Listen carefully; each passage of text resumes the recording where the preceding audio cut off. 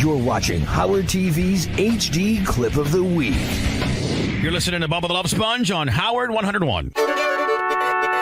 Hey, what's up? This is Earthquake. I'm here to promote The Comeback and also the movie The Comeback that I'll be starring in later on this year. And also, I'm performing down at the Improv in Tampa. Got to see my boy Bubba the Love Sponge. Never been here before, but I heard his ass is off the chain. So right now, I'm ready to go in here and check my boy out and see what the fuck he's doing.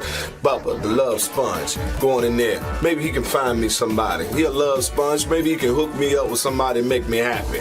Check me out. Going in here and check my boy out. Follow me in here. We about to see him, see what's going on. Come on, fellas.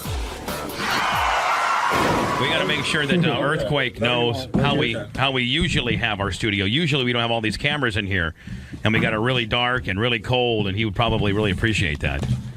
Earthquake, how are you, buddy? I am blessed, man, trying to get these goddamn headphones working. Now, unlike you know, this is like Howard. You can be as dirty as you want, Earthquake. Well, you know. Thank you very much. Shit.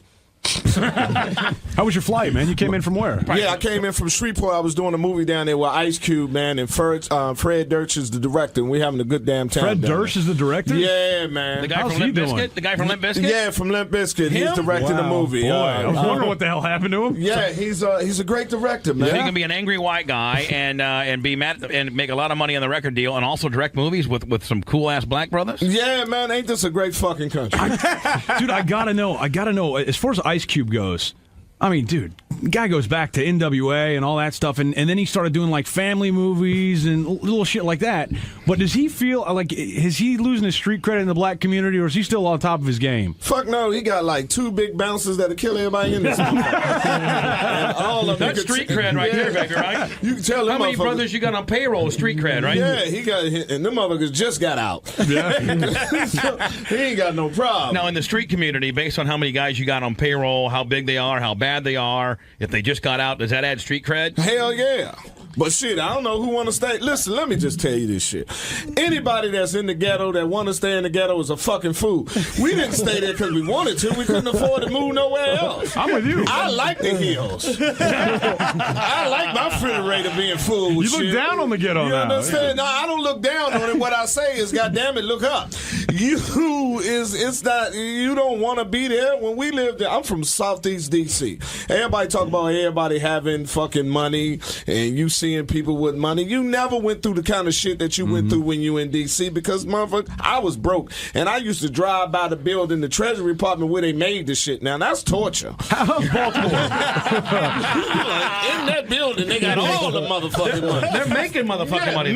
Tearing it up when one word ain't right. That's the kind of shit. You ever pass by Baltimore? You what's partied in Baltimore. like, How's man? Baltimore? Baltimore is Now, hell. be on. Baltimore is hell. Is it a horseshit town? It's got the best crabs, but other than that, the motherfucker's fucked up. I'm serious. I mean, I love Baltimore. It's cool, don't get me wrong, but it's fucked up. Have you ever seen The Wire? How close is that to reality? That's the truth. I'm serious. That was my high school. I used to get high with my teacher, and the motherfucker still didn't pass me. Yeah, you probably bought the weed. Yeah, I bought the weed. He hit the weed and still give me an F. Bastard. So if he anywhere, you ain't shit. You're back to Louisiana on Sunday for a Monday shoot in the boys. Yeah, we got to get back on that set. I love doing movies now. This is my first movie. This is your first? Yeah, of extended. You know, I did episodic, so just a day shoots of You were in Clerks movies. 2 So as Clerks well. 2, Yeah. and it was one day shoot. You never learn what it is to make a movie with one day. Now, for a one-day shoot, you get a trailer and you get the whole deal, or they just roll in and go, all right, man, you sit here, we'll do your scene, and then you're fucking out of Yeah, here. you out of there. You don't get no Now, trailer. how about on the movie, on the one you're on now? You got a trailer, everything? Yeah, you got the trailer. I'm there Any for horse? 7 weeks. Any So now horse? you're pimping. You guys Yeah. any slots? No, I can't get no. I'm telling you, What the man. make earthquake? Man, Don't I be can't pick a bullshitting bitch it. up to save my life. I'm telling you, I pick them wrong. Well, you pick them wrong, but you still can get them. You got money? You see our wives hanging out there? I seen you had a nice little white one. That out was- there. Yeah, That was his wife. Earthquake was checking out Heather's ass. I saw him. Yeah. You see my wife's titties, man. Ooh. That was your wife right Yeah, there. yeah. You got a good one. You can pick them. Yeah. For Yeah, you a got fat real good motherfucker one. like me, I am. You give me dream. I'm like Martin Luther King. I'm dreaming. Now, you're going through a nasty divorce right now, aren't you? Yeah, it's almost over, but the motherfucker won't quit. You know, she keep doing shit. What is she trying to take from you? I mean, Everything. What the fuck? Everything. When you ain't got Hey, nothing, what? see that necklace? The bitch wants it. Yeah, she want that. She took my MySpace page. I'm down to 2 friends. She took all my friends. What kind of bullshit is that? Now it's her space. Yeah. Thank you very much. Ain't that some My shit? ex's space is what it is. Yeah, it's X space. Now, you guys got any kids? Yeah, we got a son, and she holding that motherfucker like ransom. I got a negotiator's release. She's like the Taliban. I'm gonna be sending tapes over him. And How old is your boy? He's 5. He'll be 6 on June the 4th. So he don't even know what's going on, does he? Yeah, he knows, but he knows his father loves him. You talk about the dirty divorce, but is it really, honestly, God, that bad? Yes, that it is. bad. It's that bad. Oh, Spice, I'll tell you, it's the fucking worst shit you ever go through in your It's entire the life. worst shit. I mean, I don't know who passed these fucking It's extortion. rules. It's modern day fucking extortion. It's extortion. But at the same time, you got to know that, okay, well, look, this bitch obviously didn't work out with, so you're able to move on. So you can't move on. So you can get some other bitches if you want no, now. you can't move on because this person keep you in litigation. No. I mean in the sense of you going to get some other ass. No, but what you want another ass if you got to sit there and you can't move on? If you keep going into this part of your life, you can't move on. Everybody want closure. I mean, this is the problem. I don't understand what this shit is. Okay, just for sake of the argument, I'm not that man you dream I'm supposed to be. Do I supposed to compensate you for not being this motherfucker? I don't supposed to pay you for that. We only been together for 3 years. What the fuck is this? I have been in court for getting a divorce for the last 5 years. Are you kicking yourself in the ass that you even married her to begin with? Nah, because she gave me my son. For that, it's worth it. She but, good, you know good what I'm ass? saying? Good ass? Oh, she good in Nah, bed? the pussy wasn't that great. I mean, I had better pussy, but I the most loved expensive her. pussy you ever had in your life, wasn't it? No, it wasn't the best. No, Just, most expensive. My kid. I mean, Yes, after it it's is. all said and done. Oh, it's the most That's $1 expensive. million pussy. Oh, yeah, I'm close to $1 million. Oh, I'm man. close to $1 million. I feel for And you know what? man. The only people getting rich, Earthquake, are the Other fucking... Lord. Oh, yeah. Yeah, but she don't care. It's just like It's not her money. It's not her money. And then, like any corporation, you know what I mean? Long as I keep you in court and keep you in litigation, Churning I you out. Keep churning it. turning it and turning. If she ain't got to pay for it, and I don't know what the fuck they think that women don't lie. You a woman go into a courtroom, and I'm not saying all women, but they just believe anything that come out they fucking mouth is gold. They just do. You need a for white some woman, reason. man. You need a good white woman. I try to get a white woman. I don't know how to pick them up. When's the last time you nailed a white one? Yeah, be honest. I ain't never had a white woman. Oh, don't lie. Some star like you, you No, never... I never. It's just that, you know. You don't know how to pick them up. I You're a don't star. know, because no white women hang at the clubs I be in. Bullshit. You know you got that one hot little white chick in the front row with the gold hoop earrings and the red Then you're lipstick. going to There's the going to be wrong some at your show fucking tonight, I guarantee you I that. hope so. If you got one me to fuck, I will fuck her. I mean, you're going to the wrong clubs then. Hey, look, you can. You're a big-time star. I understand. You can only hunt in the environment that you're in. I'm telling you, I have not had one of them. Believe me, me and One my of 'em. boys will take them. Shit. Now, how about Well, your they'll be at the boys? show tonight. How about your boys? Oh, your yeah, my entourage? boys fuck everything. are they? Who are they? That's Give- Darius right there, and the other one in there. Give him the microphone. Let me talk. Come Give on him, over here, Darius. Yeah, give Red and Darius, yellow. give Darius a microphone here now. Look at now. Hold on, Earthquake. You're gonna try to tell me that smooth brother ain't getting some white pussy? I'll call you a liar. No, I'm saying he is. I'm saying Quake ain't had no. He'll tell you he ain't never seen me with no white woman. Tell him. No, Yeah, no. I can say that. I'm talking about you. When's the last time you screwed a white woman? And don't lie. Shoot, damn. I was in college. How long ago was that? About 6 years ago. Kind of a more polished looking Rondé Barber, don't you think?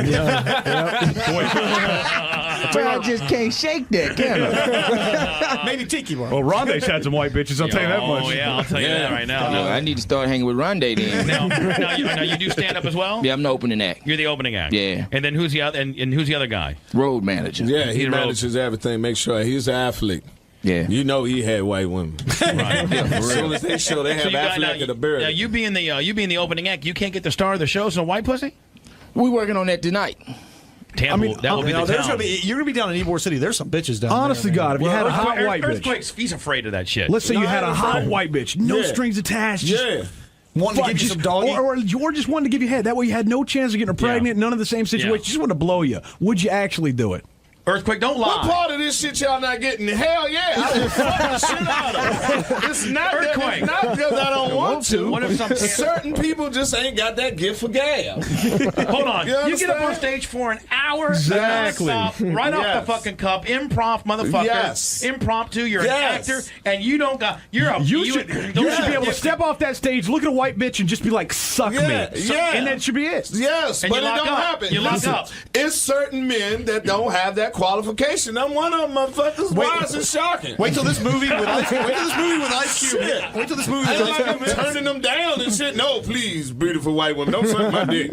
No, I'm scared. I just can't. Yeah, no. So what if, just like, happen. what am I like with my wife? What if my wife was not that she's going to be there, but like a woman that looks like my wife, and she's like, not that she's going to be at the club. earthquake. You know, hey, I'm a Fuck big. shit, it'll be the best 2 minutes of her life. I'm telling you, man. I'm with it. No, you got the average, black guy, big dick kind of deal? It all depends on the competition. Well, I mean, my dick perform according to the competition. Have you seen your boy's dick here? I mean, you of guys, course they have. You guys probably my compare dog, dicks, that, huh? man. Them motherfuckers right there, boy. Them motherfuckers don't play. Them They got big dicks, huh? I don't know how big their dicks is, but they don't play. What's that mean, earthquake? Women go crazy over them. So they're getting Now, some out of puss. these two, which one gets more pussy? Oh, he's married. It's that one right there. Yeah. Kiki. You tell him Kiki Barber. Kiki Barber gets He it. walk around with a helmet. He's got red.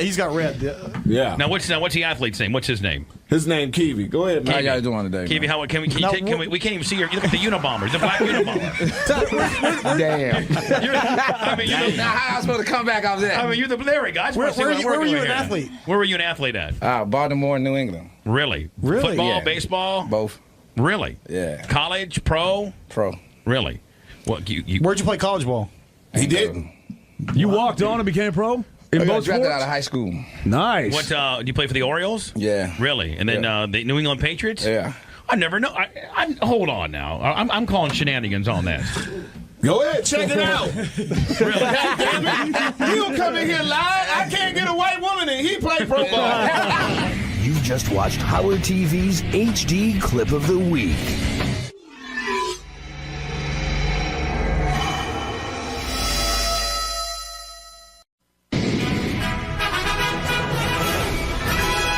This is a Howard TV original production.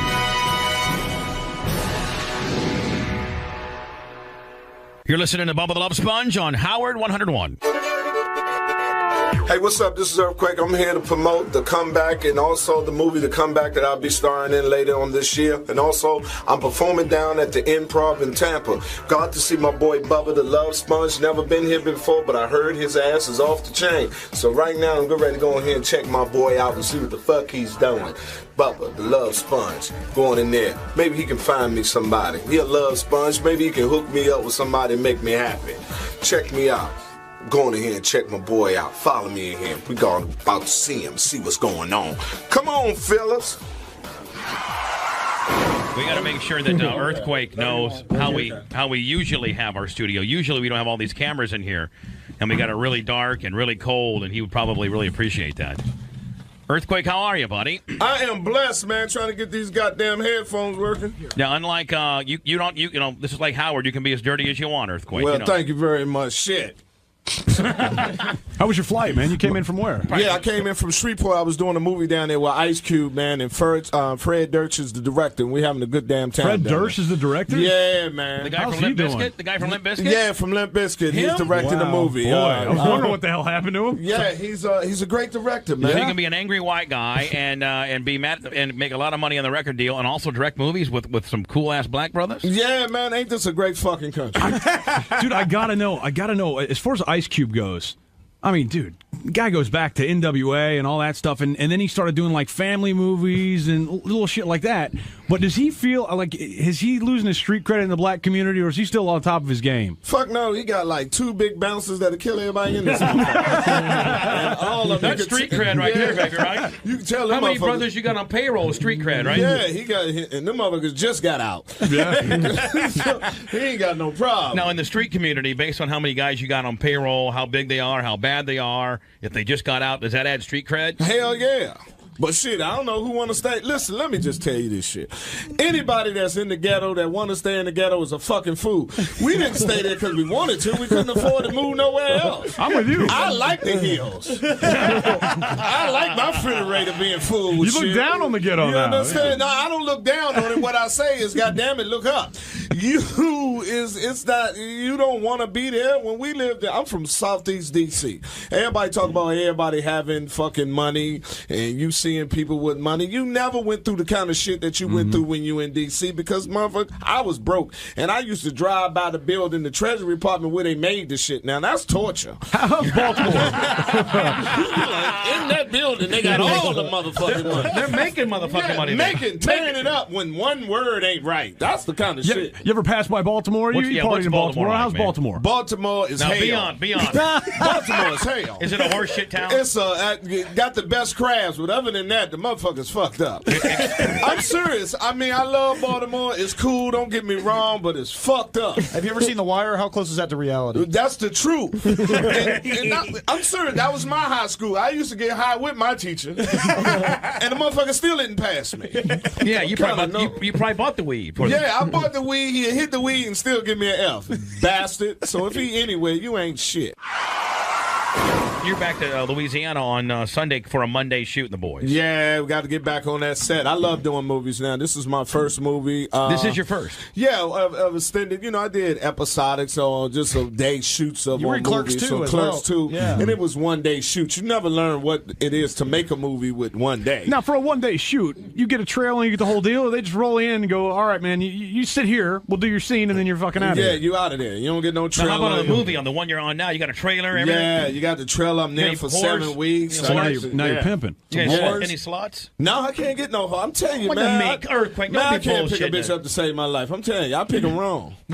Well, you pick them wrong, but you still can get them. You got money? You see our wives hanging out there? I seen you had a nice little white one out there. Yeah, That was his wife. Earthquake was checking out Heather's ass. I saw him. Yeah. You see my wife's titties, man. Ooh. That was your wife right Yeah, there. yeah. You got a good one. You can pick them. Yeah. Yeah, For a got fat real good motherfucker one. like me, You give me dream. I'm like Martin Luther King. I'm dreaming. Now, you're going through a nasty divorce right now, aren't you? Yeah, it's almost over, but the motherfucker won't quit. You know, she keep doing shit. What is she trying to take from you? I mean, Everything. What the fuck? Everything. When you ain't got Hey, nothing, see that necklace? The bitch wants it. Yeah, she want that. She took my MySpace page. I'm down to 2 friends. She took all my friends. What kind of bullshit is that? Now it's her space. Yeah. Thank you very much. Ain't that some My shit? ex's space is what it is. Yeah, it's X space. Now, you guys got any kids? Yeah, we got a son, and she holding that motherfucker like ransom. I got to negotiate his release. She's like the Taliban. I'm going to be sending tapes over him. And How old is your boy?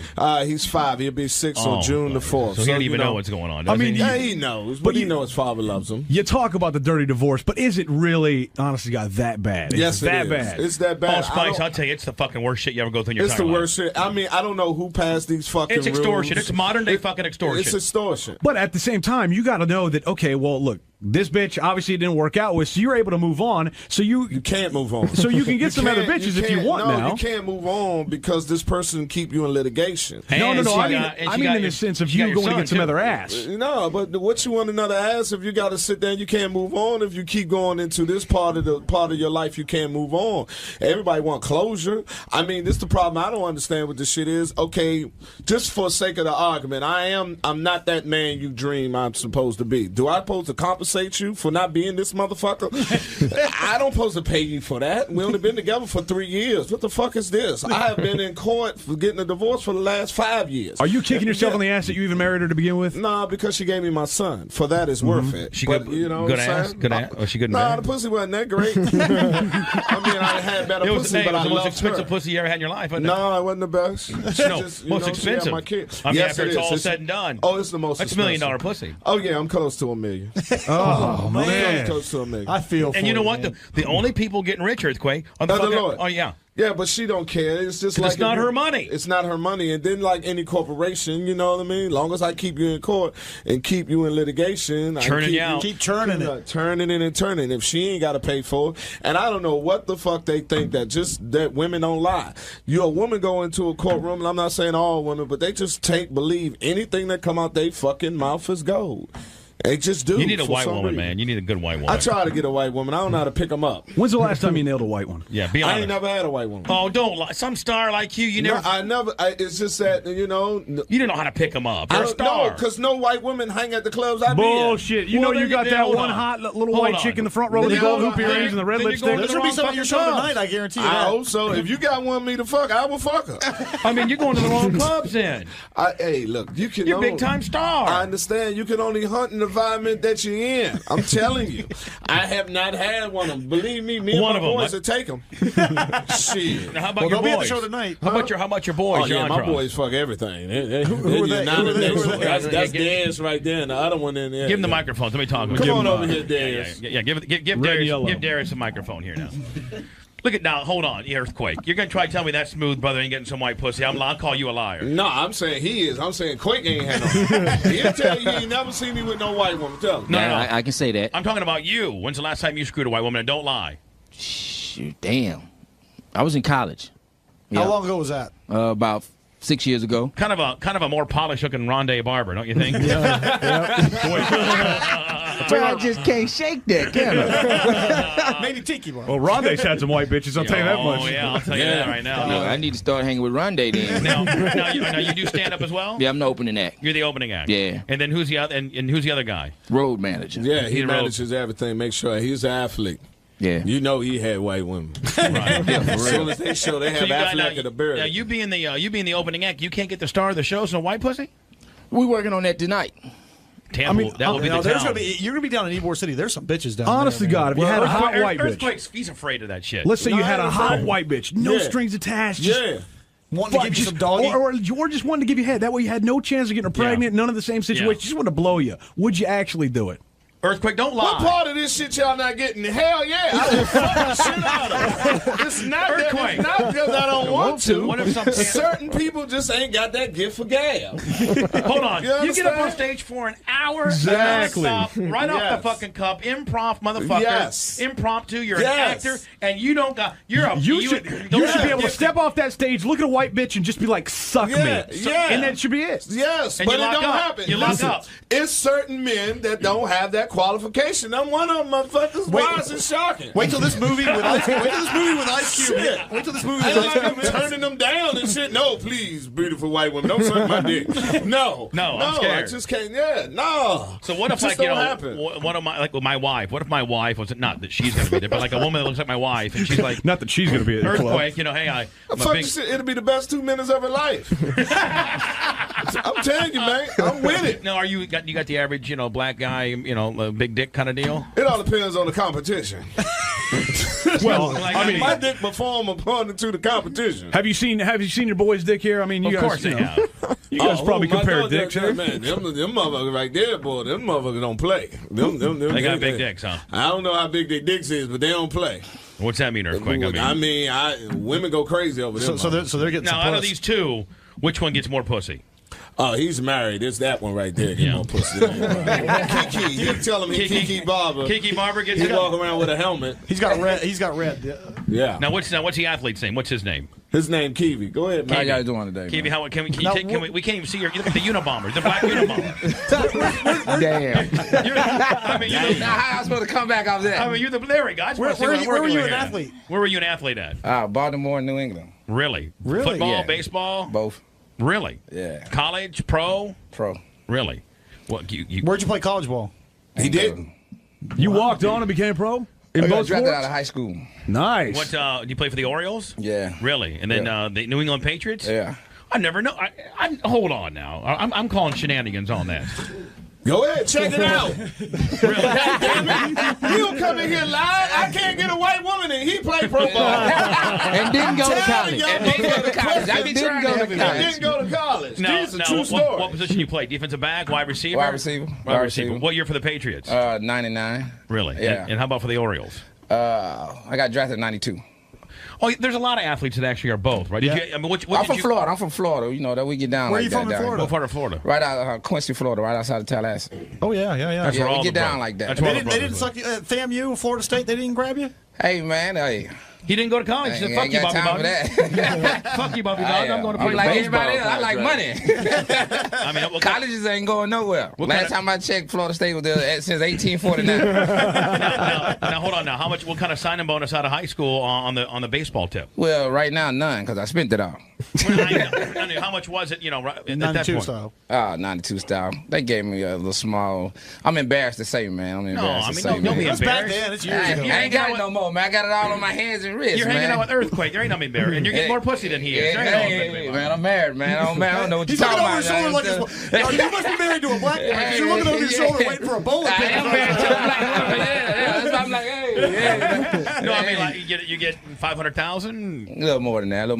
Damn. And you didn't have any of it left now. Blew it. Huh? You don't have any of it left now. Man, blew it. 18 coming out of high school with 500,000. What'd you do with it? I know I wouldn't have it. What'd you do with it? It's a place called Magic City in Atlanta, Georgia. I know where my money at. It's a strip club up there, yeah. Up in Atlanta, They're holding Georgia. it for you. Yeah, they're just holding it for me. Yeah, You getting some interest. Yeah, that's all. Yeah, It's like a bond. It's an IRA. Yeah, 10 years, 10, 12 years of Magic City. Yeah, you just go in there. That's where it's at. Now, Rondé, what's your deal? Where are you from? This man just gonna keep calling me Rhonda. What's your deal? I'm from Houston. Houston. Okay. Yeah, I'm a Texas boy, man. And how long you been on the road with Earthquake? Well, we've been friends for about 12 years. Right. Yeah, we've been working out together on the road last year or so, doing it big. You looking for some pussy tonight? So now, is your pussy of choice or black, white, Hispanic, Latino? As long as she was born a girl, it don't matter to me. Man. And over 18. Yeah, I got to be over 18. Now, Earthquake, if you were to put an order in tonight, like, if you could, like, Yeah. would it be white, black? I mean, well, you never had a white one. Well, I'll take a white one. I'll take a sister. Take a Latino. Asians? Asian? Nah. Who's your dream woman? Halle Berry? No. Alicia Keys. Queen. Oh, Lord. I make Alicia love Keys. Alicia Keys. Alicia, please, man. Have you seen her complexion? Queen Latifah? I That bitch love is oily as fuck. I agree. She's hot. I take Earthquake. Alicia But she's Keys. not Rihanna. Your but boy she's said hot. Queen Latifah. I'll fuck Queen Latifah. And her girlfriend. You get up in the mix. You get right up in the mix. I'll fuck both of them. They're going to have to wait between each other. So Alicia Keys, your dream girl. She's hot as fuck, I love man. Alicia Keys. She's I'd hot. make love to Alicia Keys if she came out of AIDS clinic. And the other sisters. You gotta like see. Rihanna. Huh? Little Rihanna. How about Beyonce? Nah, Beyonce, I had to kill Jigga. Right. You fuck with Beyonce right now, you got to kill him. He don't take losing well. What about Vivica Fox? Is she still looking good or is she hit the wall? Yeah, she a friend of mine. She Oh, cool. okay. She hot. She hot. I mean, She's she hot. hot. You Yeah. know. These just jokes. No. Earthquake, he just turned to his boys and they're all fucking How about Lisa Lampanelli? Nah. You wouldn't fuck her. No, hold on. She Lisa, fucks a lot of brothers. Yeah, well, she's on the Jews now or something like that. Nah, I mean, she fuck a lot of brothers. I did a thing with her. She fucks a lot of brothers. Nah. You did a thing with her. What do you mean? You put it in her ass? Nah, we did something together, and she said she fucks a lot of black She does. men. A lot of black And I said, well, you must not got to the E's yet.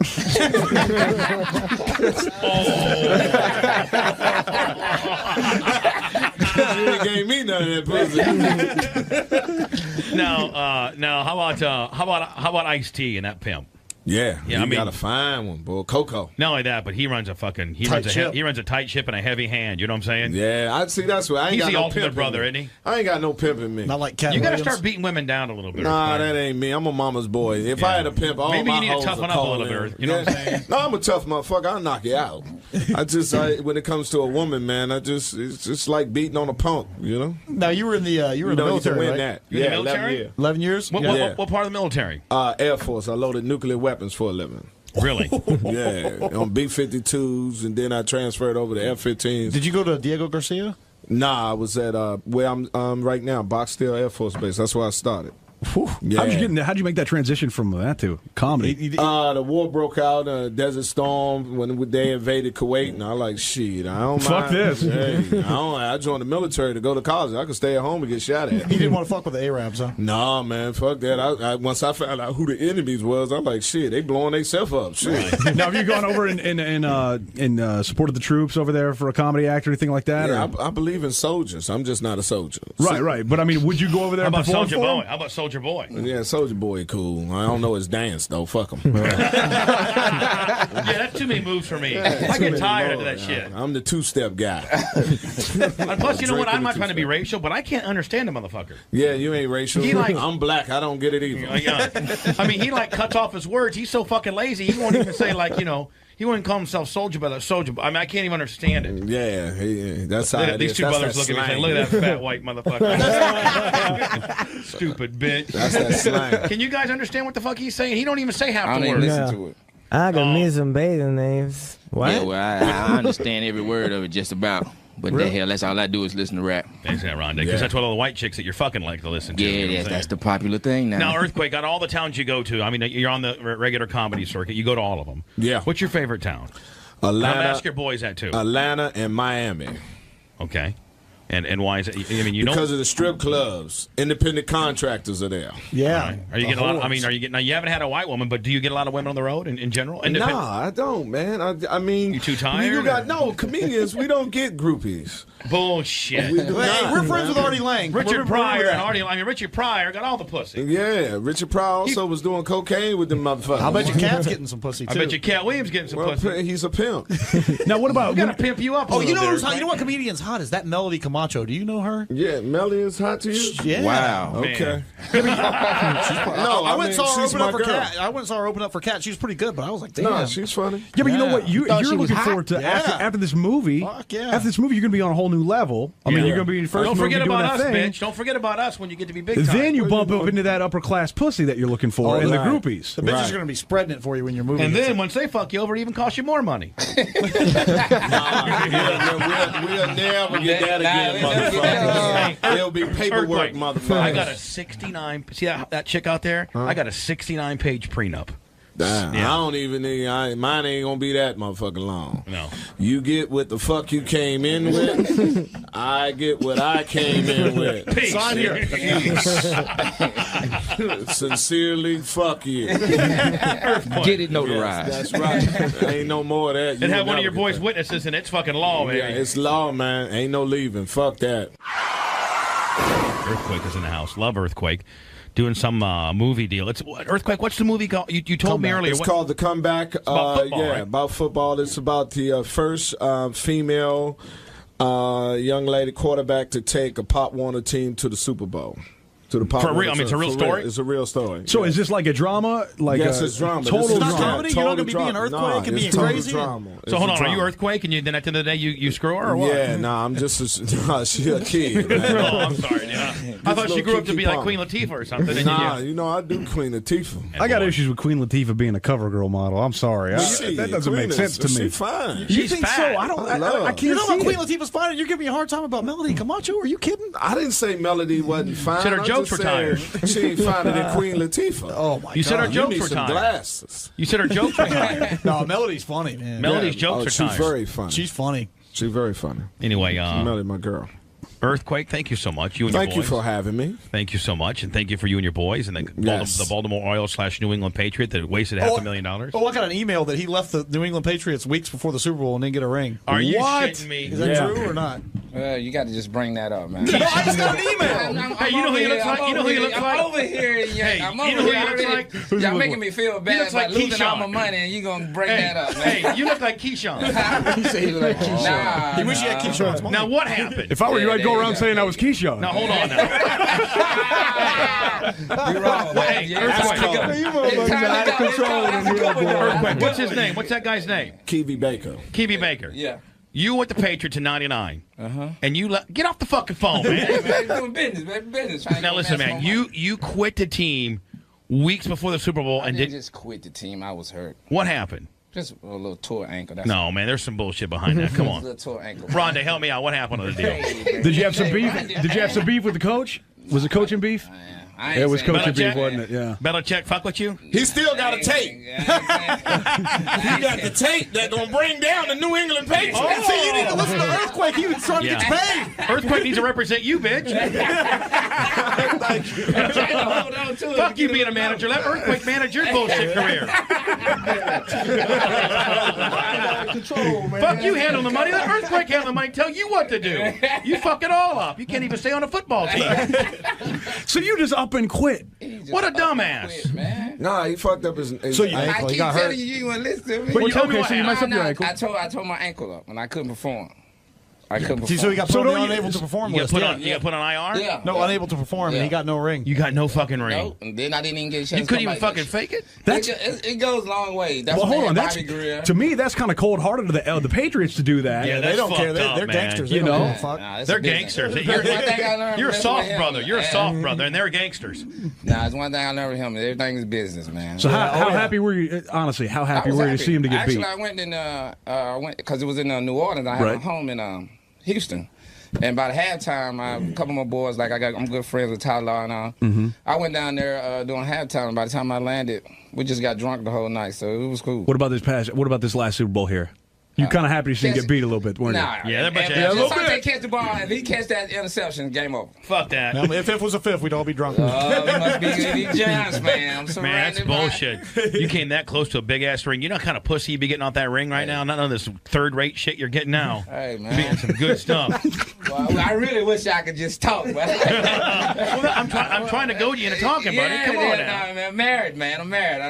I'm all right. Oh, I'm I forgot all right. about that. Yeah, He's I married to forgot a black woman, too. I They didn't mean don't to. play around. I wasn't disrespecting your wife, then, Yeah. but I forgot you're married. Yeah, I'm I thought married, you were the man. other guy. I don't want to have no. I don't want to get no heat with slip your of the wife. tongue. Yeah. I don't want to get. I didn't mean to disrespect your wife. I wasn't saying third-rate pussy from her. I thought you were the other dude, Rondé over there, getting the third-rate, the third-rate white shit that he's going to get tonight. Hey, boy, they bought none around here, boy. No, Bubba don't play. Bubba don't play. Bubba ain't bullshit. We don't fuck man. around, Bubba man. ain't bullshit. We make fun of everybody. We fuck with everybody. Yeah, we fuck with each other the most. These are just jokes.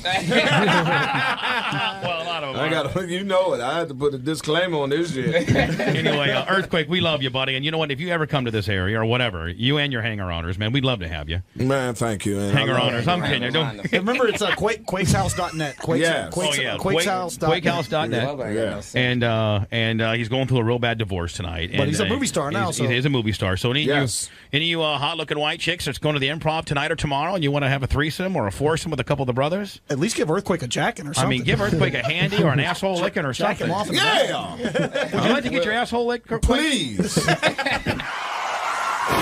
So, Earthquake, how'd it go in there? It was great, man. Bubba's my man, the love sponge. You ain't nothing better than that. He's quiet, he's wild. If you listen to it, it was just jokes, okay? I'm telling y'all, it was jokes. But Bubba's a great man, and it was an honor to be on this show. I had a great fucking time.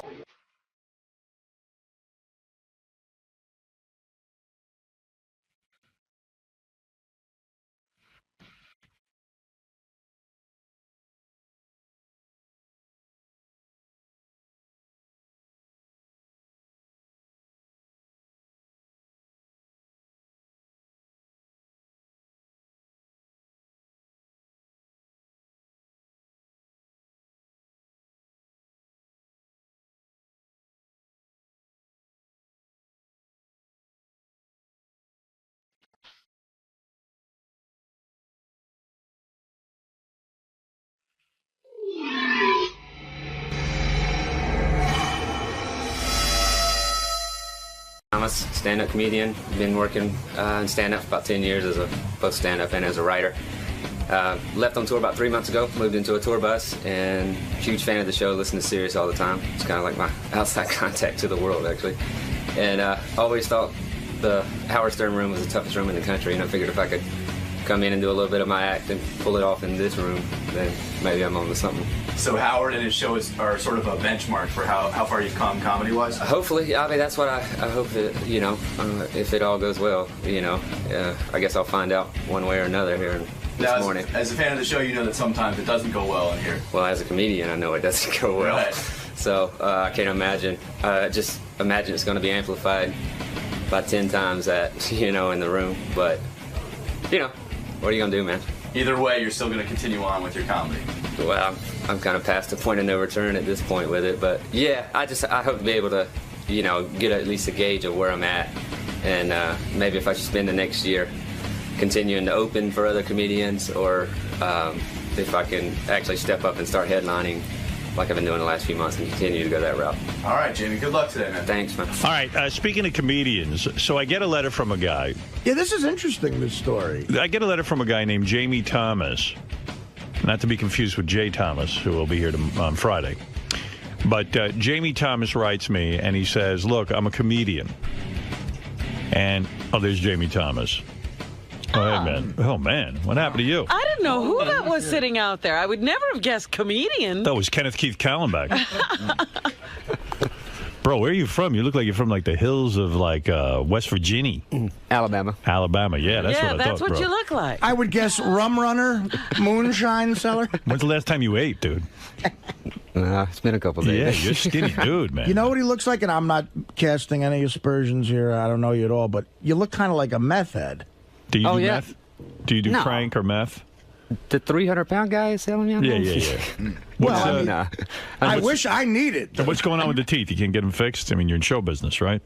Well, obviously just starting out. So. All right, you're just starting out. So Jamie is a guy. He writes me a letter. He's a sincere guy. He said, I'm look, looking him over going, now, if I had to pick a profession for him.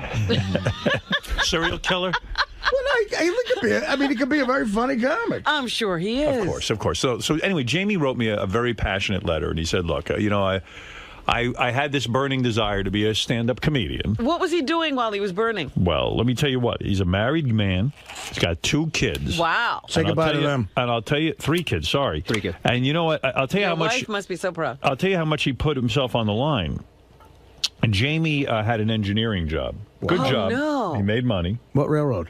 Yeah. What does an engineer do, honestly? Actually, I work for it's a big company. I was a computer engineer for programming and stuff for TiVo software. Right. So you were making a good living, right? Yeah, great living. And Jamie, unbeknownst to his wife and his children, quit his job, and he went out and started doing stand-up comedy. They didn't know a thing. They didn't know a thing until 14 months later. They couldn't pay the mortgage on the house. And Jamie announced to his wife, listen, the reason I can't pay the mortgage is I gave it all up. I quit. Now you do have a responsibility to your wife and kids. I mean, that's a bold move, isn't it? Don't you think you should discuss something like that with your wife? Yeah, in hindsight, but that was just kind of the way it worked. Or went. All right, so you lost the house. They had a beautiful $500,000 home in Georgia, right? Yeah. Which gets you an estate in Georgia. Oh, my God, they own half the state. It was like 6,000 square feet. They sold the house, and they bought a tour bus, and Jamie put his kids and his wife on a tour bus. Now the kids aren't getting any education. They're very young. You want an idea what this tour bus sounds like? Will was trying to interview Jamie yesterday. Tour bus. Now, what do you mean by tour bus? You could imagine what this tour bus must be. It's you, 3 kids, and a wife. And how big is this just tour 2 bus? of my kids, but 2 of the kids. Yeah, my smallest ones, youngest ones. I see. Okay. It's just a 40-foot long tour bus. You have enough gigs to support a tour bus? Like you No, the $500,000 house supported the tour bus. What do you mean? Where's your youngest one? You left him somewhere? No. My oldest daughter lives with her mom in Birmingham. Oh, okay. I had a daughter when I was in the military. Oh, boy, this is complicated. She's lucky. It gets there. Yeah, she's real lucky. Who does she live with? Her mom. Her house doesn't have wheels. All right, so 2 of the kids live with you. Yes, sir. And your wife. Yeah. Just to give you an idea what that sounds like when you pack 2 kids and a wife in a tour bus, just listen to this as Will attempts to interview Jamie yesterday. Hey, you knock it off. What happened? Hey, hello. Yeah, come on.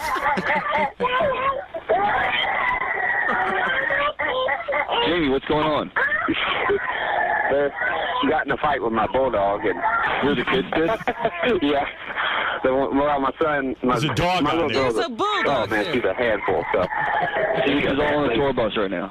Yeah, they're in the back or whatever. Apparently, my 2-year-old got up and whacked my son in the head and then poured Gatorade all over him. And then my bulldog decided she didn't like it and bit my son. Well, not bit him, but it's like I have an English bulldog too that travels with me, so. Wow. So who's crying right now? That's my son. It's just the dog. Got in between him and the dog's real protective over the girl. Right. So he got in between them. Not exactly Van Halen's tour bus. No. So you do that pretty much all day, every day. 24/7, man. Oh my God. Living the dream. So Jamie wrote me a letter and he said, "Listen, I want to know, am I wasting my time?" In a way, listen. You've in a way, already wasted it. I mean, this is too late to ask. I mean, at this point, it's sort of disingenuous because if you think about it, Jamie, you're not really going to quit the business if I tell you you're not funny, are you? No, not quit. I mean, I think I am past the point of no return. But, right. Well, I have to. I mean, obviously, this is exactly what I did in life when I was 23. You know, Yeah, but you didn't have kids and a house. Exactly. But so I can't get honor for this. I support them. You got to chase a dream. But how far along are you, though, Jamie? Like, how far? How many gigs have you done? Have you made any inroads? Do you have an agent who books you? Like, how far are you into the whole thing? Yeah, I've been doing well. For the last year, I've been headlining, doing 45 minutes. Doing. Oh, really? Yeah. Oh, no kidding. That's tough. That's pretty good. You've gotten somewhere. Yeah. Howard, ask him how much he makes for a headlining gig. How much do you make? Like $200-300 a gig. $200-300. You do 45 of those. Yeah, I'm not a mathematician, but that's $7,000 a year. I mean, you're making some good money there. But I mean, look. Last year I was doing 20 to 25 gigs a week. So right. Shows. Right. So you're really honing your craft, is what you're saying. Yes. I see. And you want Howard to evaluate? I think it would have been better before, like when you were an engineer. Yeah. Well, what do you have? Do you have a tape of your act? No, I'm going to get up and do a couple minutes. He's going to do a few minutes for us right now. Oh, well, all right, great. That's pretty brave. That's very brave. That is incredible. If you can do 45 minutes, that's great. And you had well, it depends on the quality of the 45 minutes. Well, I could do 45 minutes. Jeff the drunk can do 45 minutes. But comedy club audiences, if the first 15 ain't good, you ain't going to get through 45. Right. Now, are you going to be able to take honest opinions from myself, Rob and Artie, even Fred? Are you going to be able to? Yeah, that's not a problem. Not a problem. All right. Well, How is your wife dealing with all this? Is she a happy woman? Well, considering she found out about everything 2 weeks before Christmas, she's great. She's been just supportive. Where are your kids and wife parked right now? I mean, honestly, where I had are a you? gig earlier this week in Stroudsburg, PA, up in the Poconos. So they're parked there. Yes, sir. I drove in. We pull up, the van behind us as well. So right. So you pull in the van with the kids and the wife. Mm-hmm. They park it in Pennsylvania, and then how do you get here? We pull a van behind the tour bus. A van. Yeah, they're in the bus. He's got the van. It sounds like quite a lifestyle. It's it really insane, does. man. It does. So, you said they're very young. I'm worried about these children. No, my son's 3 and my daughter's 2. And you had a tough upbringing, right? You grew up poor, right? Very. Yeah. You grew up where again? Southern Alabama. Southern Alabama. Yeah. And both parents were retarded? Well, my mom more so than my dad, but yeah. It sounds like they had a retarded son. No, wait. No, come on. Dude, I hope you have some material on that. Oh, I do. I thought I was Einstein until I was like 15, man. Yeah. You I was so smart, I was like, what the fuck? What do you mean? Your parents were both legally retarded? My mom is, I guess, just slow adult. I don't know what you I think I saw a special about you. Yeah. Your mom is a slow adult, and what's with your dad? Same thing, just He's not a as slow bad. adult, too. Yeah. Where did they meet? In a slow adult program? They Yeah, one of those apartments. Actually, in a mailroom. Yeah. Did they meet in the mailroom? No, Where did they meet? They met exactly what you said. I mean, they went to a special school and met there. They were on that short bus. And they were probably told, look, don't have children. Yes, that's right. And they had 3. 2 of them got the same condition they have, and one of us didn't. You were like the Lord of the Flies. I guess so. You telling me you have 2 brothers? I have a brother and a sister. And both of them are slow adults? Yes.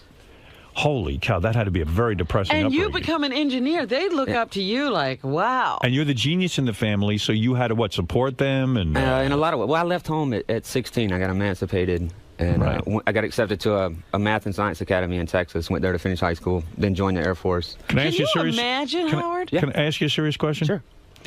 Do you believe that slow adults should be allowed to have children? No. You don't? No. Because Even though you wouldn't be here. Right. Not because of, in my case, a normal child can somehow, you learn to take care of yourself. But in my brother's case especially, he never got what he needed. Now he's serving a life sentence in prison. He's 18 months younger than me. For what? It's 3 times. It was a 3 strikes you're out policy, drug trafficking, all kinds of stuff. But he just got involved. He always wanted to fit in, so he was willing to do anything for anybody, and he got in trouble too many times in the state of Texas. So in other words, being a slow adult, he didn't have a parent that he could turn to and have the world explain to him. They still don't, they don't know how to deal with it or help him or... usually we're so tough on criminals, but I'm sad for him. I mean, when you tell me that, it's like, how could he not have gone wrong in life, Yeah. And for me, as weird as it might sound, like I'm kind of happy because I know he's somewhere and being fed and safe and all that kind of stuff. What's and, up with your sister? My sister she does okay. She is closer, I guess, to my dad's condition than my mom. Yeah. So. So she's married. And, yeah, exactly. Wow. If she's halfway decent looking, she could get married. Some dude will support her, and she'll be okay. Exactly. For a boy to have 2 slow adult parents and be a slow adult and not have anything explained to her. A girl him. can survive that, is what you're saying? Yeah. She got by. You must really be fucked up in the head, huh?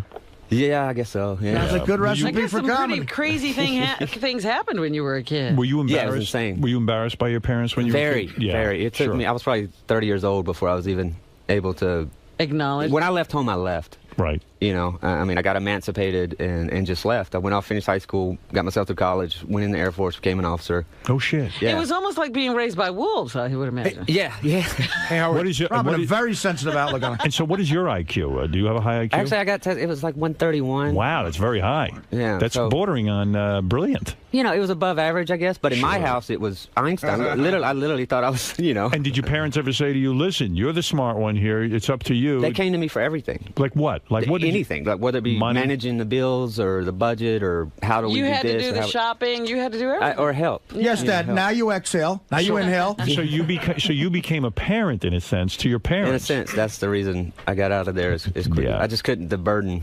became a lot. You were lucky they knew what to do with a baby. Yeah, well, my grandparents played a huge part. They were You there. still don't know how to use the toilet.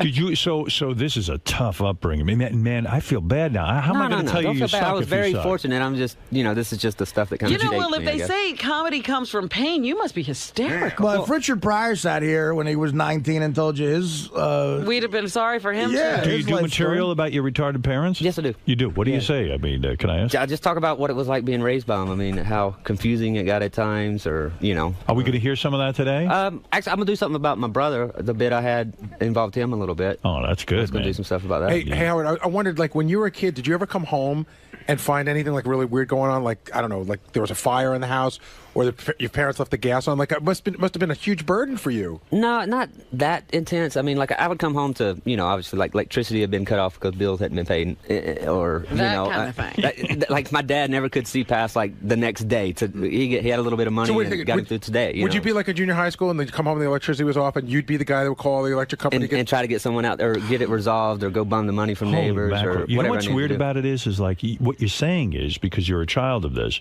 that slow adults should be sterilized. Absolutely, because they can't take care of a child. And like many people in Alabama, do you feel the same way about Jews and blacks? No, I actually grew up in it was majority black neighborhood. I believe that. I mean, just from being support. I mean, I didn't realize it was the projects until I left Alabama, because in the South it's called homes. Right. So I used to think, well, I don't live in the projects. I live in the homes. Like when you were a little kid, how did you even learn how to go to the tolet? Like your parents probably. No, they're not that bad. Yeah, I mean, right. they're not a. They're not like. They're not like Gary the retard, I guess. In this. Right. They're more like Wendy. Yeah, and, the retard, and maybe Andrea without the looks. They just didn't know how to. I hear and you. my mom. Wow, Andrea without the looks. Remember, like Bill the slow adult. That's exactly what I was thinking of. There was a guy. Every mailroom has a guy who could function in delivering the mail, but has trouble making decisions. Exactly. That was it. I mean, my dad he drove a truck all of his life. He could do that very well. A functioning guy. For the most part. Now, and my mom, she could never really hold a job or whatever, but. It was intense. Nah, it really wasn't. I mean, as crazy as that might sound, Let me ask you something though. Did they really love each other? I don't know. I don't know if they did or didn't. Did you ever visit him or anything? I haven't. I seen my dad recently for a brief moment. Did he recognize you? Yeah. See, when you say it wasn't a tough life, your actions indicate something different. You haven't even visited them. Yeah. In how many years? No, I have a lot of anger. Now that's a whole different thing. Okay. But as far I mean, the things I've been able to accomplish and go on and do on my own, and my kids, my wife now, the family I'm married into. Let me ask you I feel something, very though. blessed. Were you scared your kids would turn out slow?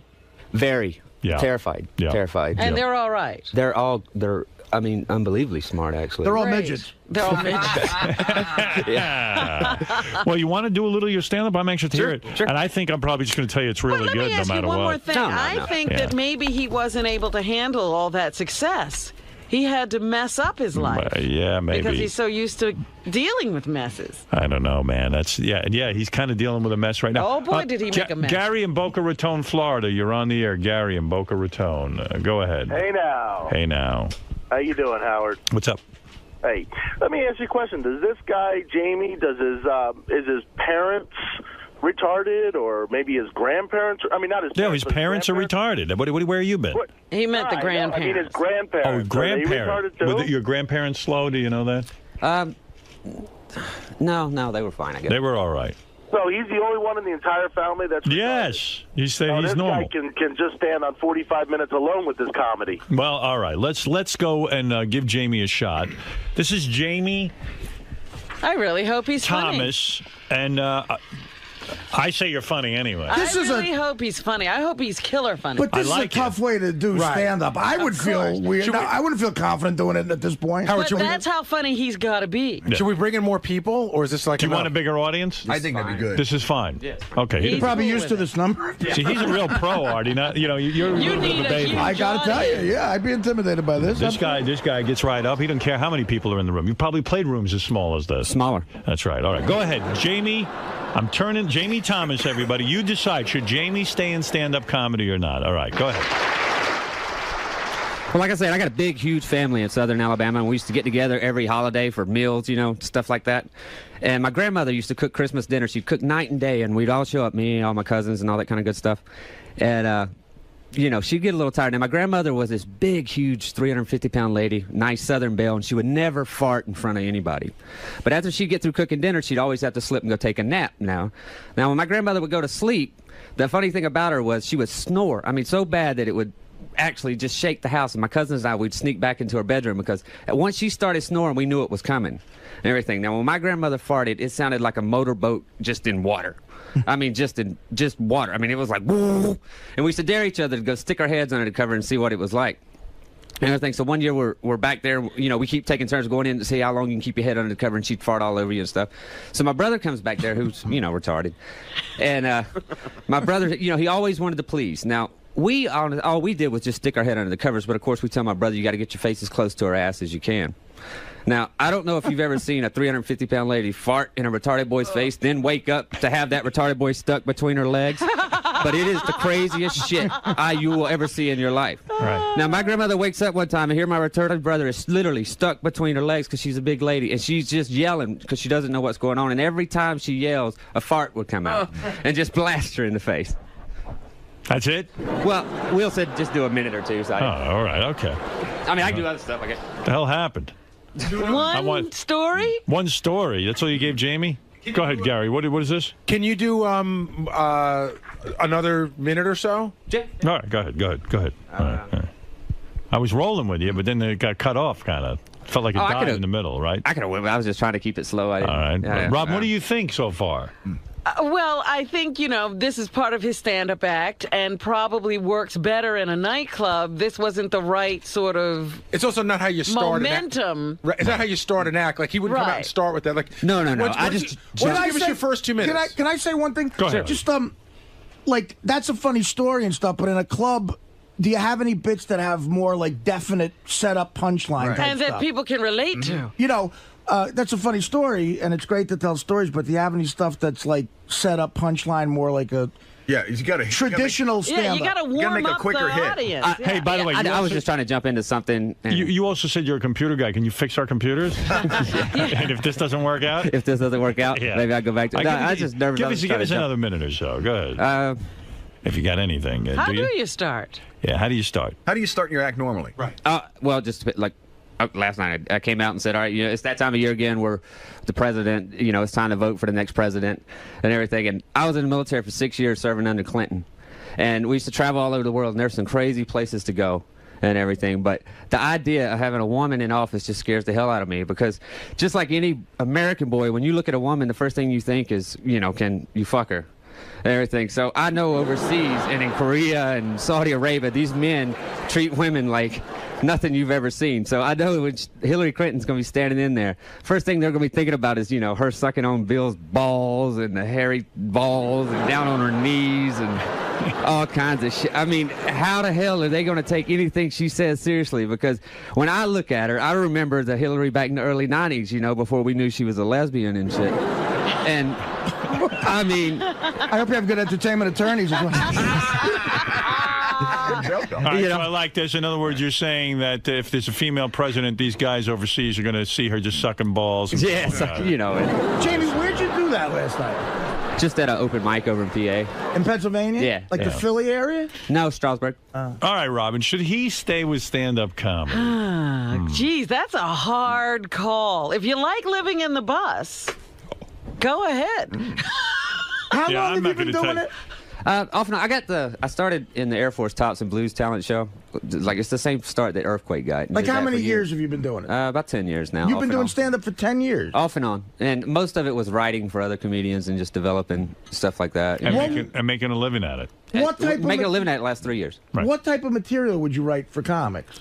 Mostly political, current What's events. a joke you wrote for a comedian? A political joke? One I wrote recently is Barack Obama. Can you imagine after World War II if we, replaced him with a guy named Rudolph Hitler? Oh, right. I did something like that. I actually wrote a bit about Robin recently and her being 69 with Jim Florentine. Oh, really? I wondered when you started dating Jim, because of all the before you slept with him, since we all know you did that by now. We do? Yeah. But when he showed up to pick you up, were you constantly staring at his crotch to see if you could pick up on the size of his balls? Another call to the lawyers. All right, listen.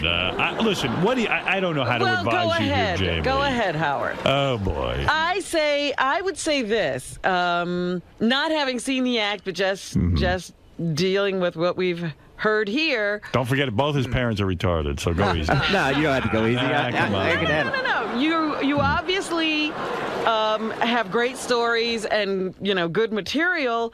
It's a delivery problem. Oh. We still need to work on. There's a lot of work to be done. Have you really been doing it 10 years? Often, most of it was writing, and then for the last 3 years, I started doing just opening MC, and then I started featuring, started headlining. Call me Simon Cowell, but I would stop. I would.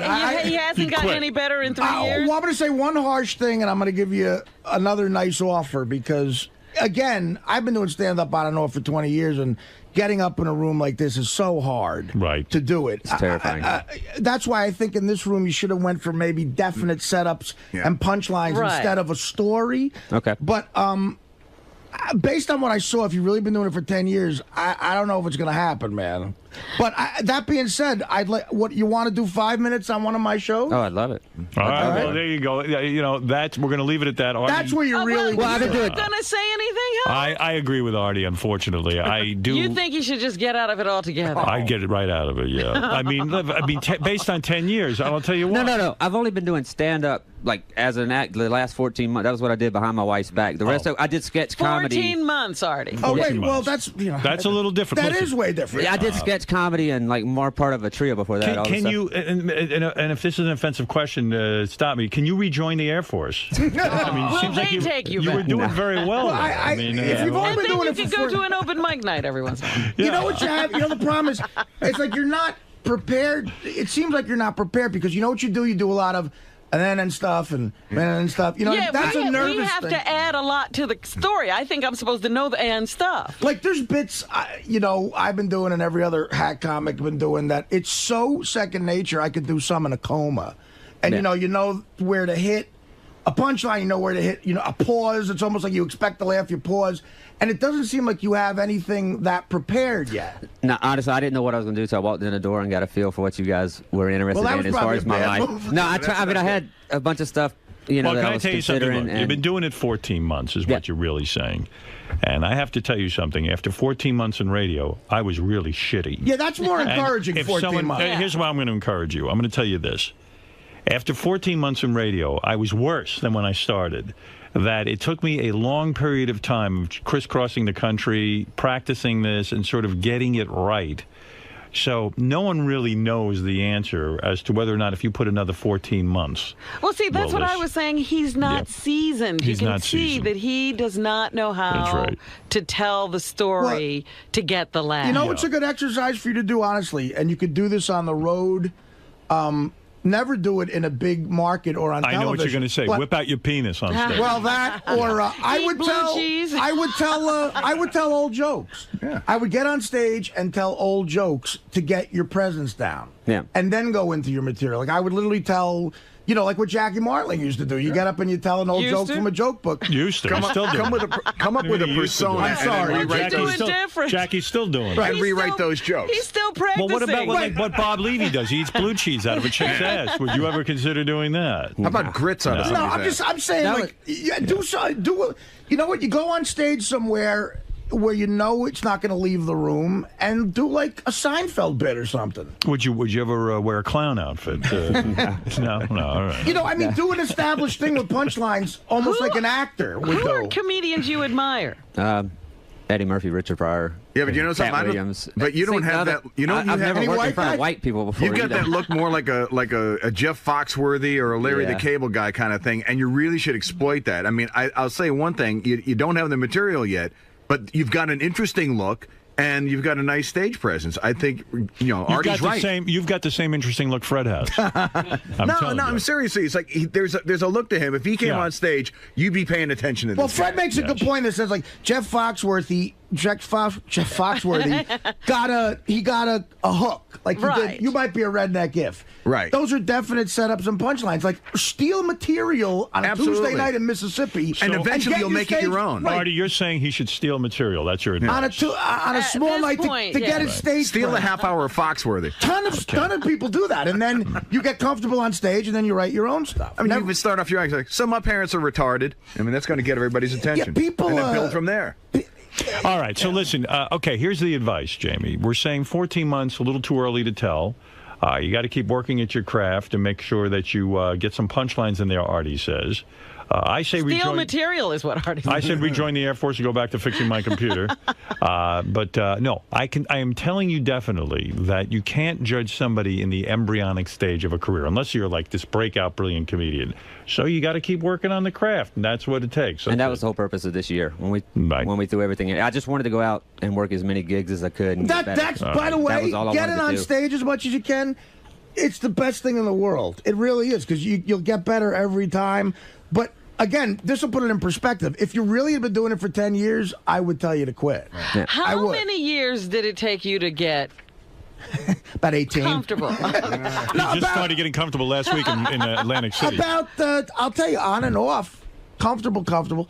It took me 4 years to pass at a club in New York City, which, you wait online, you go on stage, and you got to pass. It took me from the ages of 22 to 26 to pass at my first So club. that's the point. I mean, you got to keep working at this thing. You're early in the whole thing. You're early. But, yeah. All right. Check out Jamie Thomas at myspace.com/comedian Jamie Thomas. That's right. myspace.com. I guess it's / comedian Jamie Thomas. myspace.com comedian Jamie Thomas. Hey, Howard, can I just, you know what? Yeah. Can I plug where you're going to see him with me then? And I'll give you a nice payday. I'll give you like $500. You do 5 minutes, and it's going to be down south.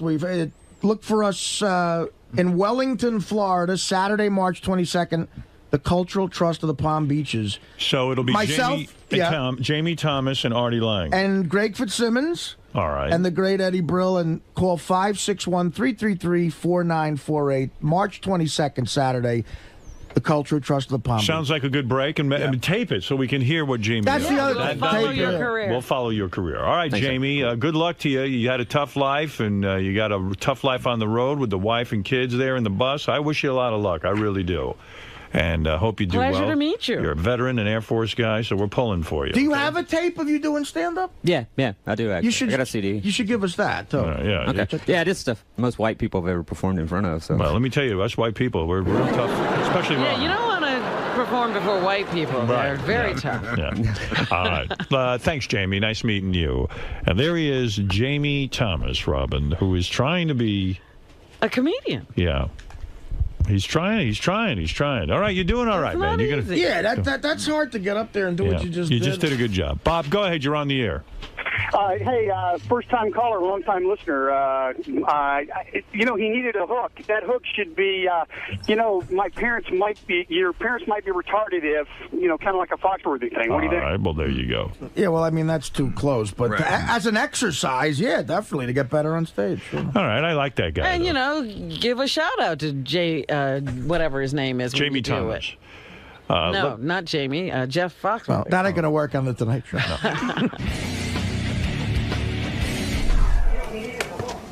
Hey, Jamie. What's up? What's up, man? Can I talk to you for a second?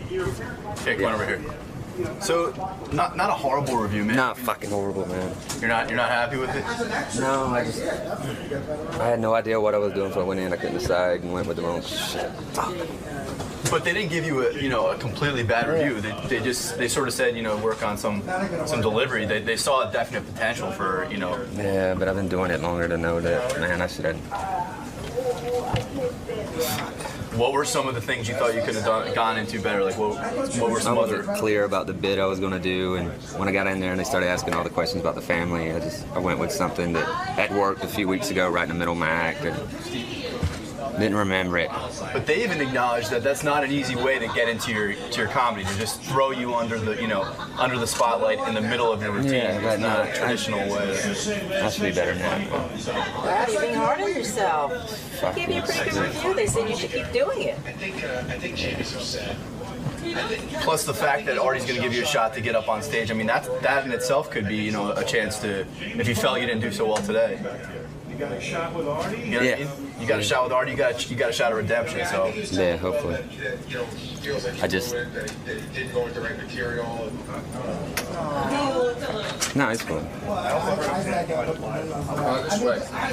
John, you're on the air in Boston. Go ahead. I can't stand Robin. Thank you. What? I can't stand you either. I thought she was just being incredibly nice. You're giving comedic advice. What advice do you have? I happen to be a huge fan of comedians. And I'll say. And I've slept. Never mind. Wow. She's sleeping with one. You know what? That's how big a fan she is. She gives and gives and Let's gives. just say last night she had a funny bone inside of her. Oh, yeah. It's like the old Levy joke. Silly. A 6-inch funny bone. What is it, Gary? I think Jamie's upset. Why? He looks kind of depressed. I think he's a little shell-shocked, and I think he feels like he went with the wrong material, and I think he's a little bummed out. Jamie's bummed out. I thought he got some good feedback here. He got a shot with Artie, and we've said that he's a beginner, and he's got to. I think he was telling Will that he feels like he blew it, that he didn't go with the right material, and I don't know. He looked a little depressed walking out. Well, I've had that look a million times. I mean, honestly, do you know how many times I've bombed and every comedian's bombed? I mean, I bombed as recently as like 3 weeks ago. And it's not an easy thing to do. Well, tell him he should come back here in 2 years, and his parents are welcome here anytime. Well, look, he'll be in front of a crowd. It could be regular. March 22nd, he'll be in front of a crowd, and Okay. we'll tape it. If he brings it, it'll be good. All right. Yeah, there's another day. Let me speak to him for a second. He had a presence. We're saying he's got to develop. Jesus Christ. I mean, why are you walking around bummed out? Be honest. Be honest. You bummed out? We gave you good feedback here. You got a shot with Artie in front of the audience. That's great. Yes, sir. You got. Look, we're telling you, you got something going on. We don't know what the fuck you got, but you got something. No, I know. I appreciate it. I was just being. It's just an honest reaction, man. Dude, 14 months. It's really so in the early beginning. on. Yeah. You're likable. Definitely, that's for sure. And as Fred said, you have a look. And Fred knows all about that. I think he could really exploit that. I mean, you just brought up something. Could you imagine, talking about the first time, he brought his wife home to meet his parents? That must have been a pretty interesting situation. Let Fred write real life situations like that. I mean, that's what that's what majority of my act is. It's just been my life and things. But you go out there, you say a lot of people think I'm sick because you look kind of sickly. You say, a lot of people think I have rickets. He even had a good joke a couple of minutes ago. He says, "This is the most white people I've ever played in front of." Which you could use. You know jokes what like you should that. try? You go here's an old joke, but it'll be perfect for you. You could say I recently took an AIDS test, and I got a 65. I know. And that's going to work. You could even say this is the most amount of white people I've ever worked in front of. And therefore, I'm going to do all of Eddie Murphy's act because you guys probably don't even know. You guys are all too scared to sit in front of him. Right. All right. So listen, don't be bummed out. Get out there. Keep honing your craft. All right. Go ahead. I relate to it, man. You shouldn't be bummed out. 14 months. We'll do this gig. You'll make some money. You'll be all right. All right. Hold $500. Come on. No, I'm set. No, you know. All right. Thank you. It's a start. And an iPhone. Yeah, And an iPhone. We'll give you Benji's iPhone. The last thing he needs. We could call the Air Force and beg for his old job. I feel bad. He really is bummed. Yeah, he Well, is. of course. I can tell. Oh, whoa. He's doing okay. Nobody said no. Well, you know, I mean, I'm thinking he's thinking this is his Tonight Show. I know. I understand you have some retarded parents there, man. I so relate to that feeling he has. I just, I like the guy. And he's a great guy. He had a Now certain... you know what it feels like to be Simon Cowell. It ain't good. Yeah, Simon looks all bent out of shape over what he does in his Bentley. Like he could give a shit.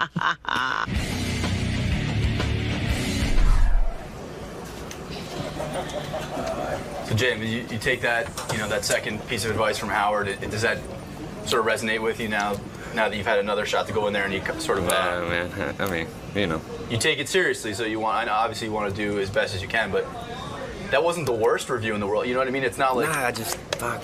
You could have done better. I didn't want to go in there and seem rehearsed, so I didn't want to do anything. I don't typically write out my, what I'm going to do for the most part.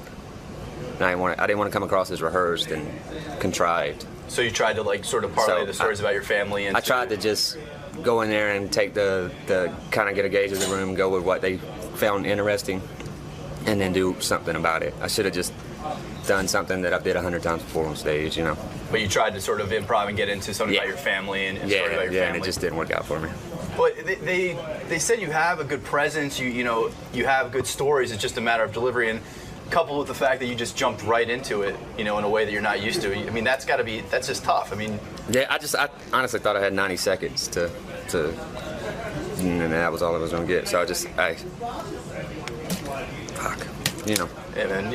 You're beating yourself up. You're gonna get a shot to go on stage at an Artie show. Yeah. Actually get a good opening, slot and get some notoriety. So I mean, definitely got something to go on from here. So. Yeah.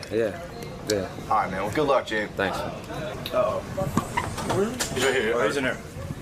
Hey, Jamie. How you feeling, man?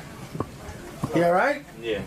Dude, believe me. Why did you say 10 years and then why just? I was just saying total for sketch comedy. Right. Well, sketch comedy is insanely different than. It was a traveling sketch comedy. Yeah.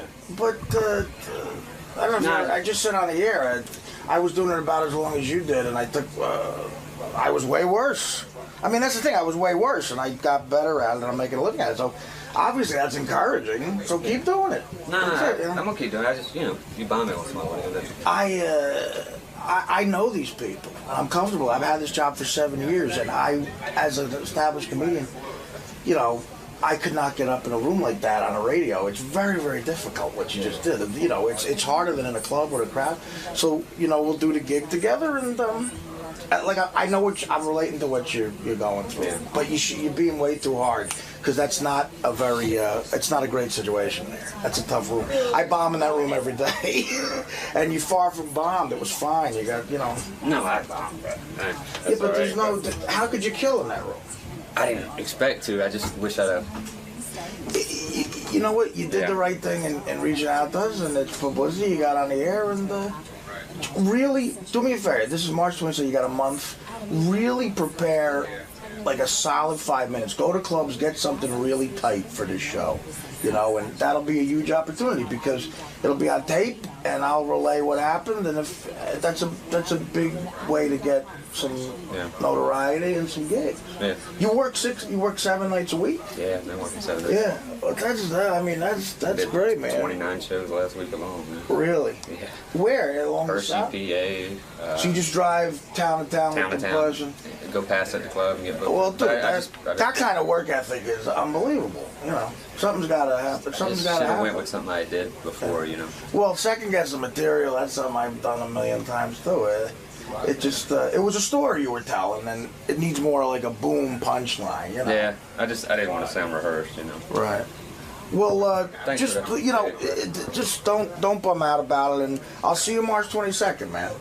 You know. Thanks, man. Be good and live for another day here. It's a shitty business, anyway. It's a shitty business. Bunch of assholes. Good luck with everything, Jack. All right.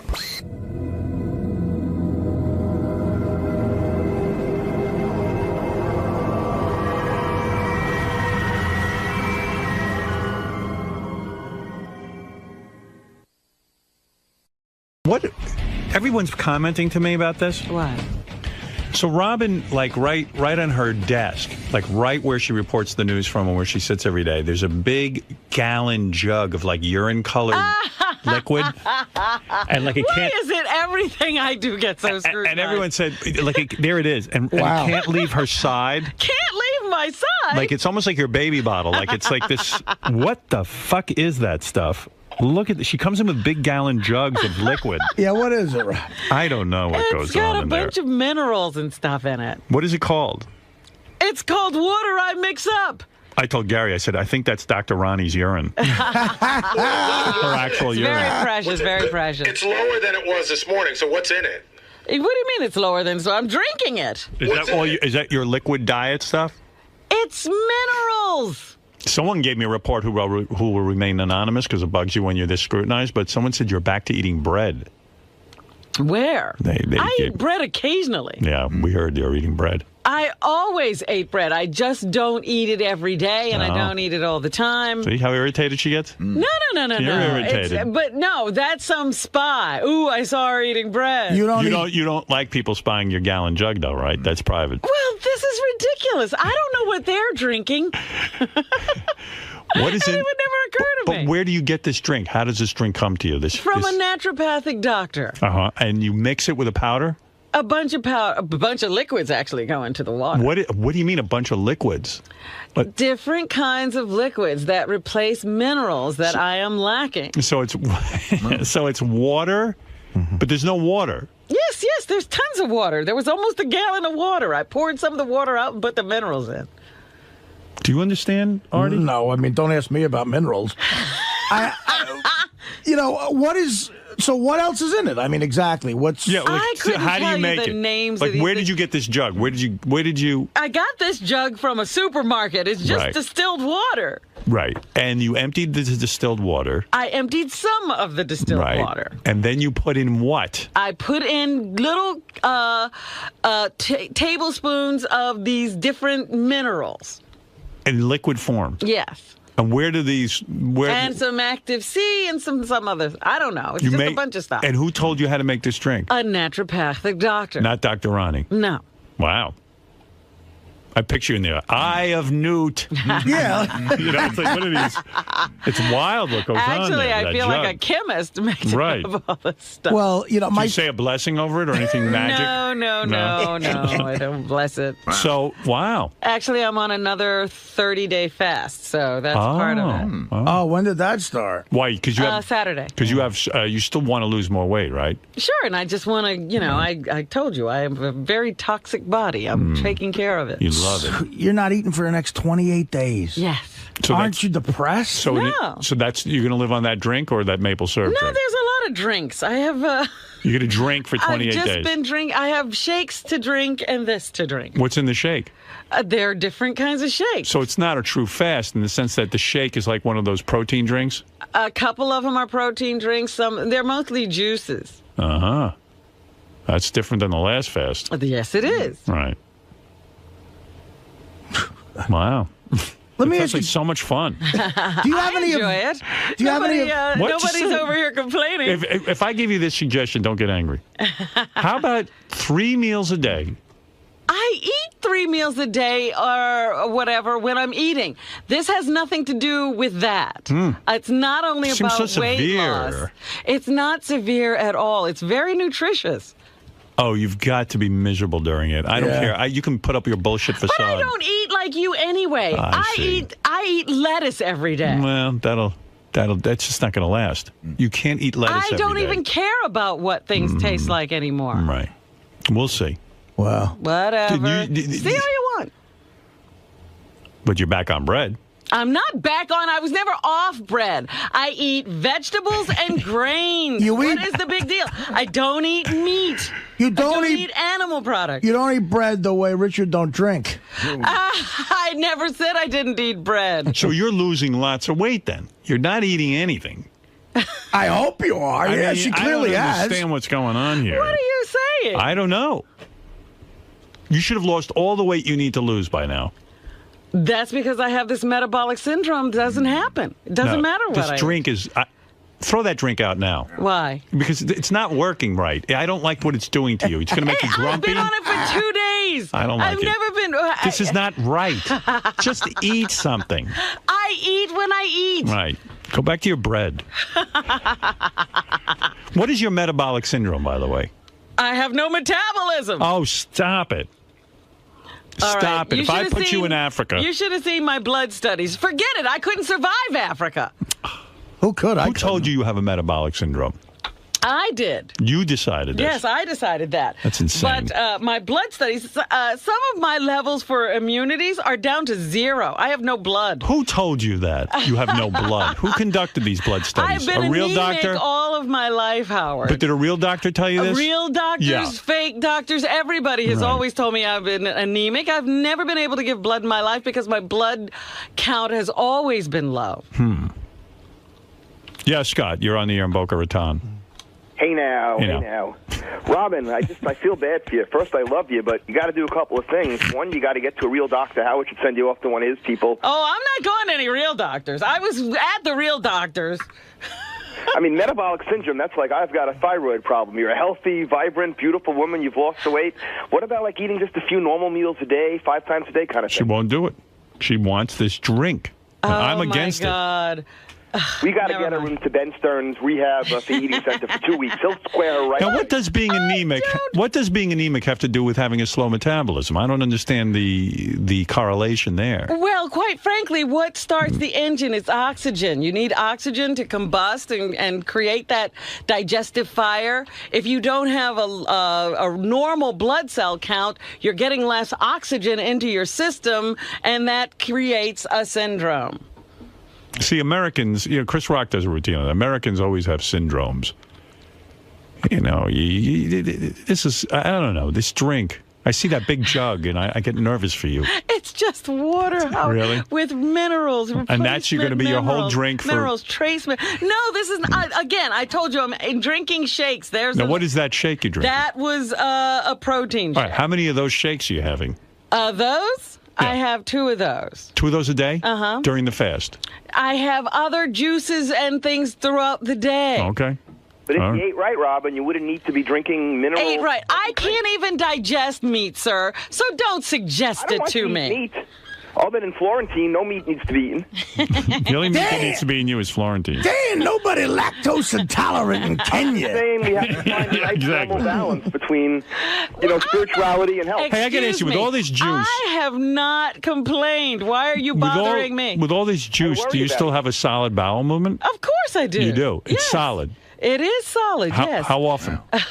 Not at once a day, not if you're just drinking juice. Yes, I do have. Really? Yes. I'm shocked to hear that. At least once a day. Is it easier to wipe? Like, is there less residue?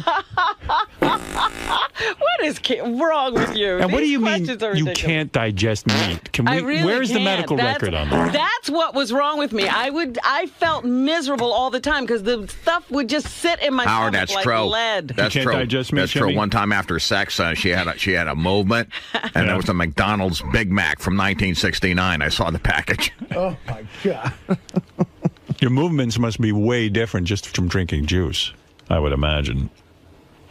I mean... Well, you imagine all you want. I imagine your movements. That's what I do on the weekend. I imagine your movements. I'm so happy for you. Good for you. All right, look, I'm not going to bust your balls. I'm just worried about you. That's all. Don't mistake my concern for not caring. I care. Fine. Don't I look fine? You I'm look not the good. one complaining No, about you being look good. tired all the time. No, you look good. I got to admit, I'm tired. I am tired. Robin, this afternoon. Artie's falling asleep now. He's eating. Well, his eating's out of control. I'm not suggesting you eat like Artie. Maybe I can't digest meat either, and I just eat through it. During the fast, will you do rounds of coffee enemas? Will you? Surely, I always do coffee enemas regardless. when I'm fasting. Yeah, you do. Yes. When is your next coffee enema scheduled? Tomorrow. Will you do it with Judith or on your own? I'm going to be on my own, I think. And they're closing Starbucks in Jersey. You picked out your own coffee already? Yes, you have it in your I house. have the coffee. It's in your house. It's in my house. Is it a new coffee or the same one you always use? It's the same one. What is the brand? I don't even know. I get it at the health food store. I don't pay attention except that it's the right kind. I'm going to say something crazy. Why not use the mineral water for that urine-colored jug for your next enema? Why not shoot that into your ass? Because that would not be the use for my urine-colored jug. You know what's great is you would never drink coffee and then put the urine in your ass. No. Yeah. But the urine, it's not urine. Will you do it yourself? What? The enema. Yes. Yeah, it will be unassisted. Oh, my goodness. You'll lay down on the floor and stick a tube in your ass That's and right. hold the coffee water as long as you possibly can. I will hold it for 10 minutes if I can. Wow. Is that your record, 10 minutes? No, my record is like 20-something. You've held 20. A coffee enema in you for 20 minutes. And you think that's doing something, right? You're sure of it? It was recommended to me. I'm doing fine. I continue. Wow. You know what's great? What quickly? If you're with Robin and you don't know what her diet is, she gets mad about it because, at John Hines' bat mitzvah, she was in line for the food, and somebody goes, "Robin, you got to try this roast beef," and she goes, "I don't eat that stuff anymore." She got really offended. Oh, and then, is that right? I got offended. It seemed Who like said it to me? I don't remember. How dare you? Don't you know? Don't you tempt me with that beef? And then one day, what rock have you been under? I was telling Robin about my new coffee machine in the break room one day, and I go, "Robin, have you tried these flavored coffees?" She goes, "I don't drink coffee anymore." She was why mad. put I it in didn't your know. ass? It's the same thing. You're absorbing it. Might as well drink no, it. I let it out. Yeah, but it's absorbed. I mean, It's not absorbed as much as when you drink it. Right. It's funny she won't drink it, but she'll put it in her butt. That's right, Richard. And it's funny that you throw up on your shoe. We all how much have coffee? problems. How much liquid do you put in your ass and hold for 20 minutes? Have you ever? It's a quart. A quart of water. Yeah.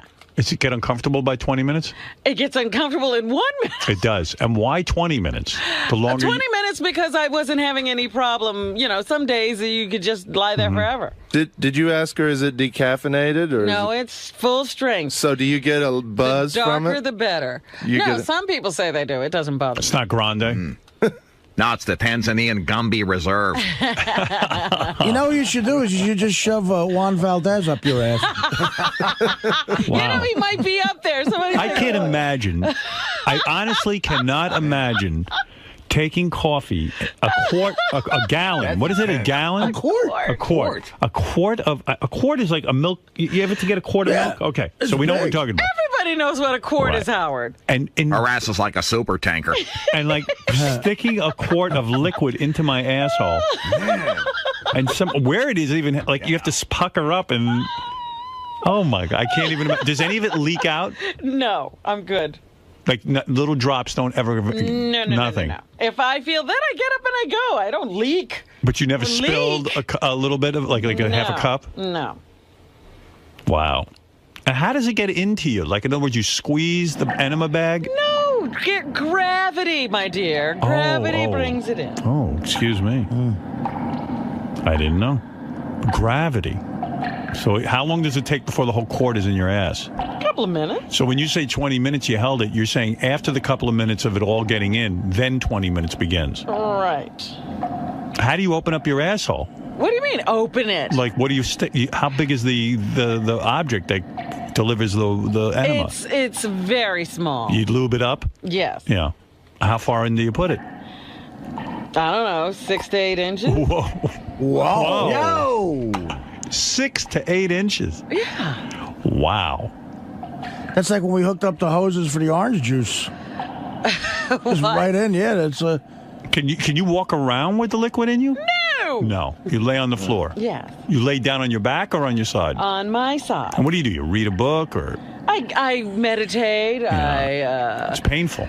Rest, Is it painful? Contemplate things. No, it's like, if you have to go to the bathroom really bad, sometimes you have to sort of, live through that. And get yourself through that. When the coffee comes out, it comes all out in one toilet? In other words, one you don't toilet, flush. I don't go to another Does Duty ever come out with the coffee? Surely. Oh, really? Oh, I wasn't aware of that. What do you think the Duties thing? It's coffee, don't go out. Does the Duty smell like coffee? Everything smells like coffee at that point. And after you go, do you examine what's in the bowl? Sometimes. To see what Duty came out. Right? Just to try to make sure everything's coming out. What do you mean, to make sure what's coming out? What are you making sure is coming out? When you say everything, what is everything? What is everything? What are some of the things? What are some things that came out besides Duty? I mean, nothing has come out besides Duty and coffee. Yeah. So you want to see it for yourself. Do you? I would. Oh, I always look, but I mean, I want. You want it. What are you looking for? Is there anything specific you're looking for? You're just looking for the color, consistency, texture, whatever. And it pleases you when you see what? No, it doesn't please me. I'm like, my God, where's it all coming from? I've been doing this for months. And a lot comes out. And for someone who just eats vegetables and drinks, I mean, what is coming out? A lot of stuff. Duty. Do you have to hire like a shit connoisseur to look at it? No, I haven't had any shit readings, if you will. Well, okay. Hey, I'm curious. I'm being serious about this stuff. I'm not doing it to embarrass you. Sure. You should try Dunkin' Donuts coffee. I've never shoved it in my ass, but I could do a whole 4-hour show just interviewing Robin. It's fascinating. I mean, look, if this is what's making her healthy. I just sit over here minding my own business. No, that jug. And I happen to be carrying, I have to drink this whole jug of water today, so I have to have it here. That jug is such a prominent, it's as big as your head. I mean, the jug is there. Well, it's a gallon. Everything with you is jugs. There's 3 jugs over there now. That's some jug. This is bigger than the other other jugs. That wasn't always the case. Well, good for you. You look great, though. I got to say, whatever you're doing, your eyes are clear, your skin looks good, your body looks nice. Thank you for saying that. You do look good. It seems like I'm all right, even though everybody's suggesting that I do something else. And I've heard a rumor you're thinking about changing your hairdo again. No. This is what I've heard. No. Are you thinking of changing? No. You're going to stick with your dreads? Yeah. All right. Someone said you were going blonde. Sure. All right. Have you ever done that? You ever dye your hair? Have I ever dyed my hair? Yeah. Yes. Blonde? Not blonde. What color? The same color it is. Oh, really? What? Are you gray? I have a few. Oh, so you color your hair? I didn't know that. Occasionally. I don't do it often. I go long periods of time without coloring my hair. Oh, I didn't know that. But I just did it, so that's why I'm like, oh, what are you carrying? Why don't you guys just lay me under a microscope and do your best? Well, everyone likes to know what you're up to. I mean, I can do nothing. I'm fascinated. I sit over here. I'm fascinated. I swear to you, I don't know what anybody eats out there. The fact that you can hold. Oh, what about me? The fact that you can hold a quart of liquid for 20 minutes in your asshole. How long? I'm very talented. I want to set up a competition. How long does Judith hold it? I don't know. You never asked her? No, we don't sit there with clocks and time ourselves. Yeah, I know, but when you guys were doing this the first time, you agreed on a time limit, right? No. Oh. Why would we do that?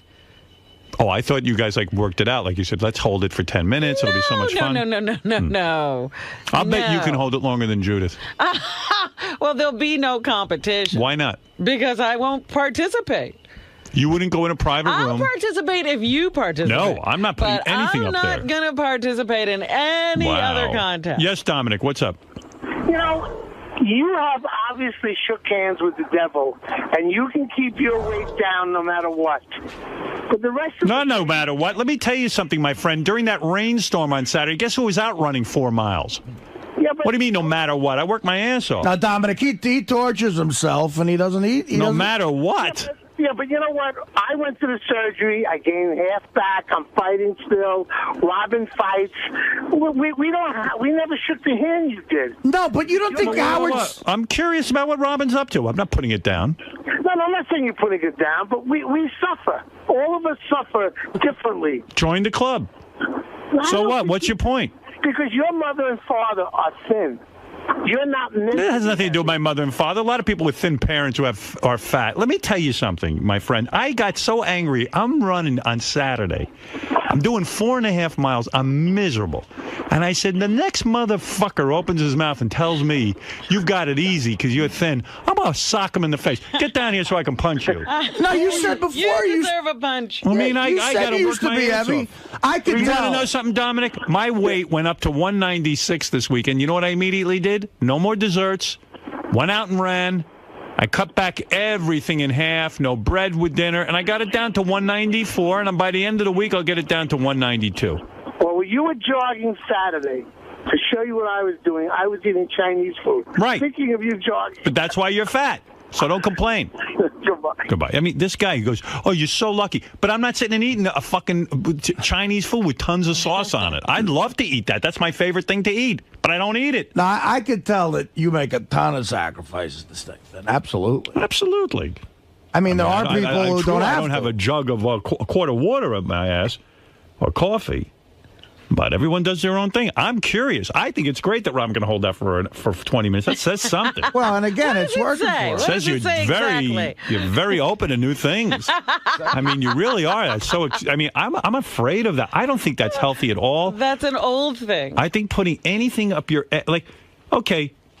Do you really think God, if there's a God, whoever the grand designer is? But now you believe in God. For this, I do. Do you ever think that there's a grand design to put something in a thing that you shit out of? I mean, to put coffee up there? It can't be. In that grand design, there was no pollution, no buildings, I've heard that. no cut down forests, no. But your asshole doesn't know. No there's processed food. There was no homosexuals. Oh yeah, there were plenty of them. Who is the person that taught you about enemas? Ronnie. Dr. Ronnie. Yeah. Okay.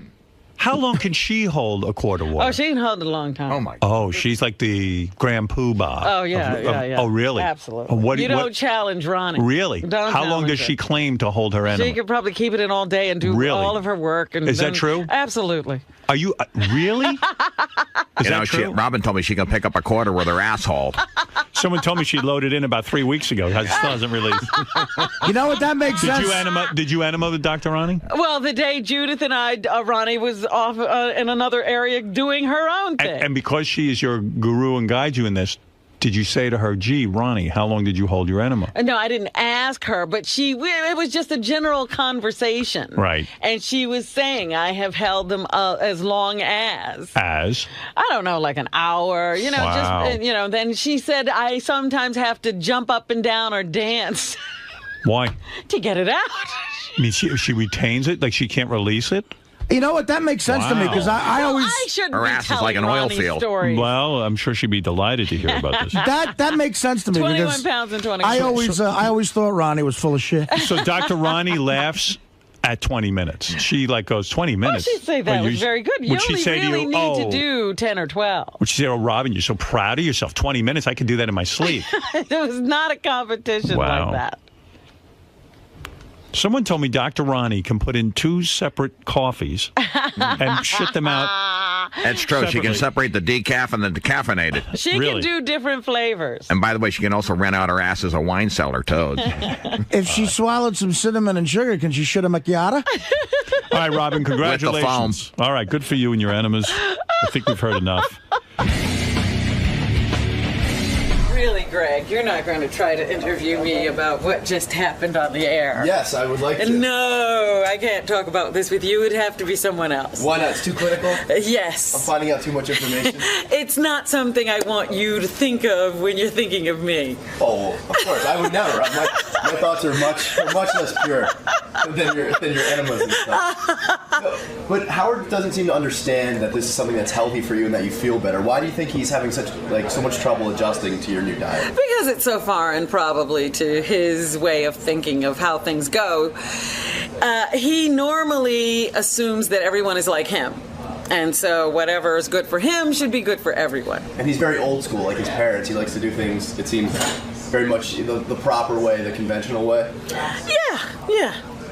Whatever you're doing, keep it up, lady. Well, thank you. Thank you very much. As long as you're healthy, though, you're promising me. I'm taking care of myself. Okay. just for you. How are you today? Well, it's early. I didn't go to bed because you can't really get up at, 5 and come here. Right. So I just stayed up. Stayed up? I can handle it. Makes it a late night show. So are you looking forward to speaking with Howard today? Yes, Howard is my mentor, my advisor, my guru. Since Richard Pryor died, he's my guy in show business. Listens to me, cares about me, doesn't ignore me like other people. So he's the one and only for you. Yeah, this is an important day. This is going to set a new course in my life, bring new context to me of people that are going to hear about my ideas, and it'll be a catalyst. Cool. It's a critical day. A great platform for you. Yeah. All right. Well, good luck with everything. Thank you for the luck.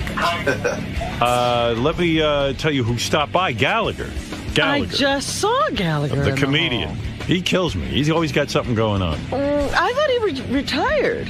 No, he ain't retired. There he is. He's got a business suit. He's far from retired. He's an executive now. He's an executive. Gallagher, you look I like... am an executive. You almost look like a Wall Street guy now. I am. I trade stocks all day long. I know as much as all of them combined. I used to see you on TV. You wore a cap and you wore jeans. You were very... Cappy Genie, kind of... Cappy Genie. And nobody would have thought you were an investor looking at that up. Yeah, you've really classed yourself up. Well, Jim Cramer copies me. Is that right? Sure, he says he's the Gallagher of stocks, and he smashes food. He says when one stock in a segment moves, then the other stocks are going to catch up. So he whacked a bottle of ketchup with a bat. Well, let me tell you, everyone rips you off. That's right. Does Carrot Top rip you off in a sense? I mean, with the props, and then I think he even smashes a watermelon. We had the same manager. You're kidding. Did He you ever used to came to my show when I was down in Fort Lauderdale. I knew him when he was a teenager. I didn't know he wanted to be me. I just knew he wanted to be a comedian. Did it make you angry? Did you ever say to your manager, "Look, the guy steals my act. What is this? Why are you?" No, he was going at a different audience. He was going for dumb people, teens. Silly, like the Conan O'Brien type of rattling laughter. I can never figure out what is funny about Conan. I mean, it's just... Conan O'Brien, you don't feel he's funny? No. Not at all. Terrible. Do you laugh? I don't laugh. Will he let you on the show? Is this a little problem with getting access to the show? Well, I don't think I'd want to be on his show because it's kind of teeny. It seems like it's painful if it's quiet. Who do you like of the late night host? Do you feel Leno is a funny guy? I don't think he knows how to do a monologue like Johnny. You don't walk out and say, well, what was in the paper? You wouldn't walk up to a person and say that, and an audience is just a person. So Johnny'd come out and he'd say, you sound like you're in a good mood tonight. What about this weather? It was sure hot today. Or, he'd talk to you like you were a person. He'd set himself in the space. Well, Jay Leno is talking to you the way he talks to people. Well, you can't walk up to somebody and say, what I saw in the paper today. Did you read it? Did you happen to read this in the paper? And it's always the same style of joke. It's, here is the facts, and this is the consequence. This is the fact, and this is the consequence. I don't think he's ever written a joke, and I think he hires joke writers and teaches them to do it like he did. I remember when he was working for Jimmy...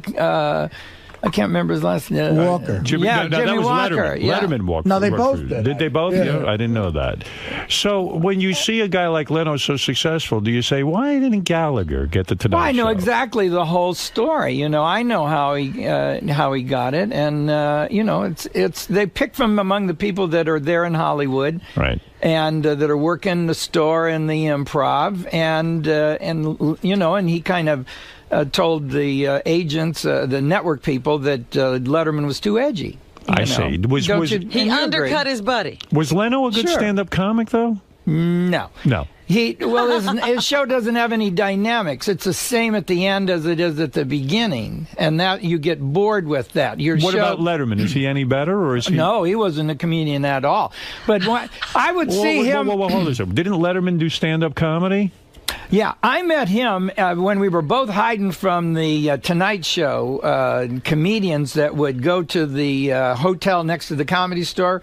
And if you worked the Comedy Store, they'd come over and get some jokes from you to use in the sit-down. Right. So we were working in Murray Langston's club in the Valley. He had bought this club with the Sonny The and Unknown Cher. Comic. Yeah, well, yeah, but he worked with a black guy, and they had an act together on the old Sonny and Cher show, and he bought this bar from these lesbians.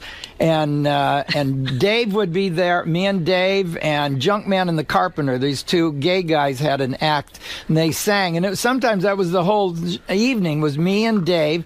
And so when Dave came here and started throwing watermelons off of a building, I thought, of all the things, here we are hiding from other comics to steal our jokes, and he gets a show and steals from the only guy he was working with while we were hiding out. So you and Letterman were good friends. I don't think he's friendly with very many people. He liked George Miller, and the two of them used to watch Leave It to Beaver in an apartment across the street from the the Comedy Store.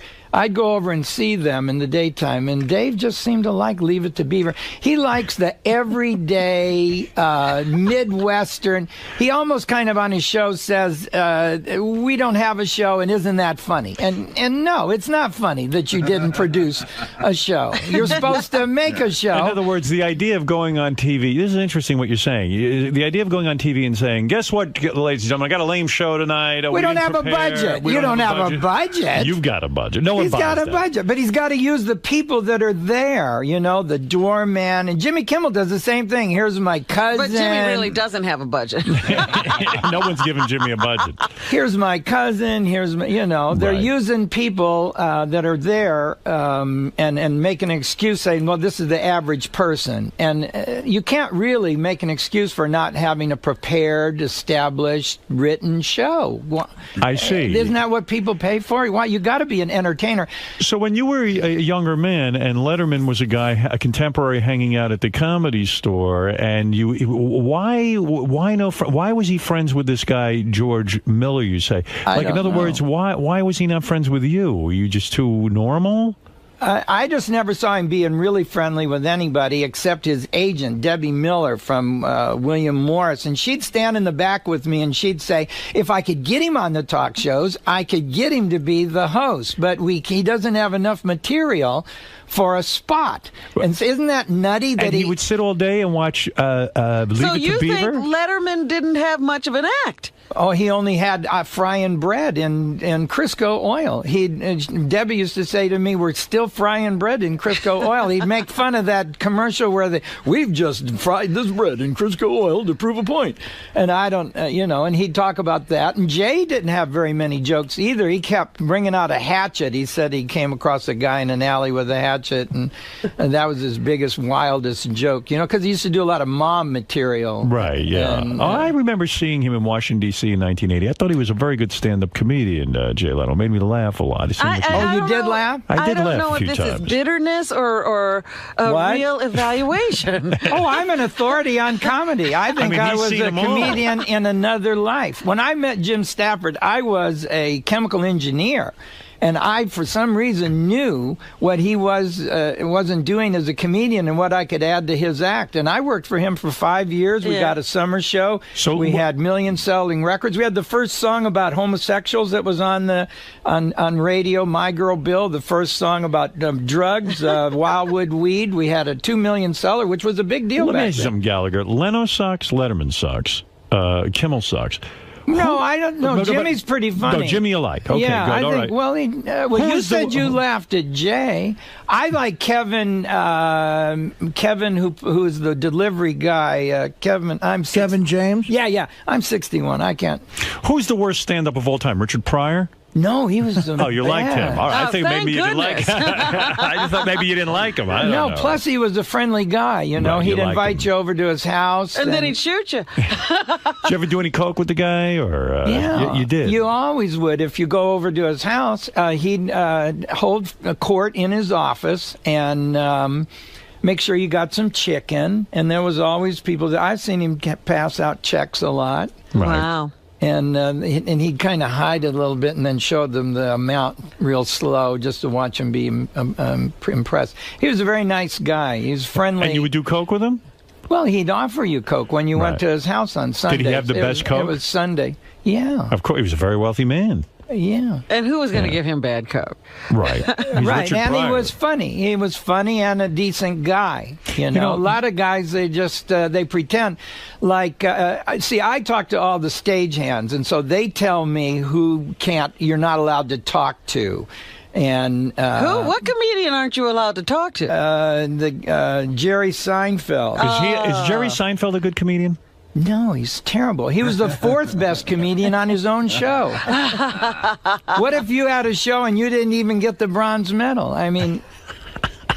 that one guy, he wasn't really a good stand-up. He was a funny. I could have had Kramer. Kramer. I could have had the Kramer part. I can come through a door with a lot of energy, and he was in that club, and he wasn't an experienced comedian, I think, and so he didn't understand that club. Is a black club is the one that he went to. Mm-hmm. Jamie Masada's club there, the Laugh Factory, is blacks, and he got insecure and started using bad language.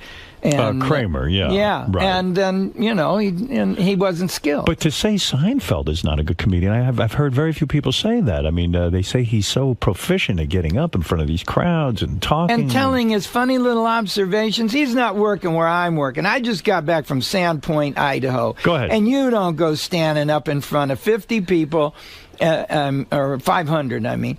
That was how much it was the first sellout they've ever had in Sandpoint, and that's what I do. These guys can't do it. They can't. No, they can't sell out these Sandpoint They can't clubs. do a show to average people that you have to entertain moment after moment to their face.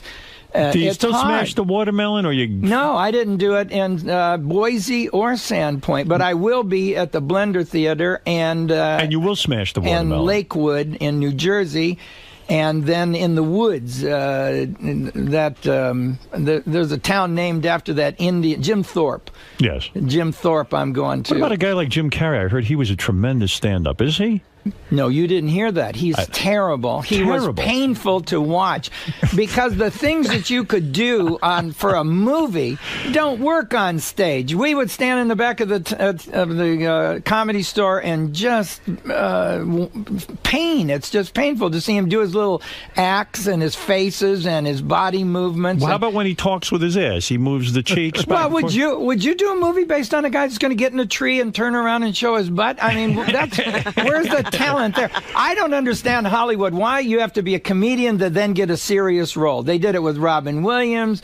They do. Is Robin Williams a good comedian? No, he's a comic actor. A comic actor, but he's not a good comedian. He can't you have to give him the jokes. Okay, then Billy Crystal. You got to say Billy Crystal's a good comedian. Yes, because he writes. Right. Now, Robin Williams, they give him the jokes? In other words... Well, he'll take them, or you can give them to him. Is he a stealer? Does he steal jokes? Is that true? Well, I've never heard that about him. Heard it. Yeah, it's his only... I mean, that's what goes after his name. Robin Williams, comma, joke thief, comma.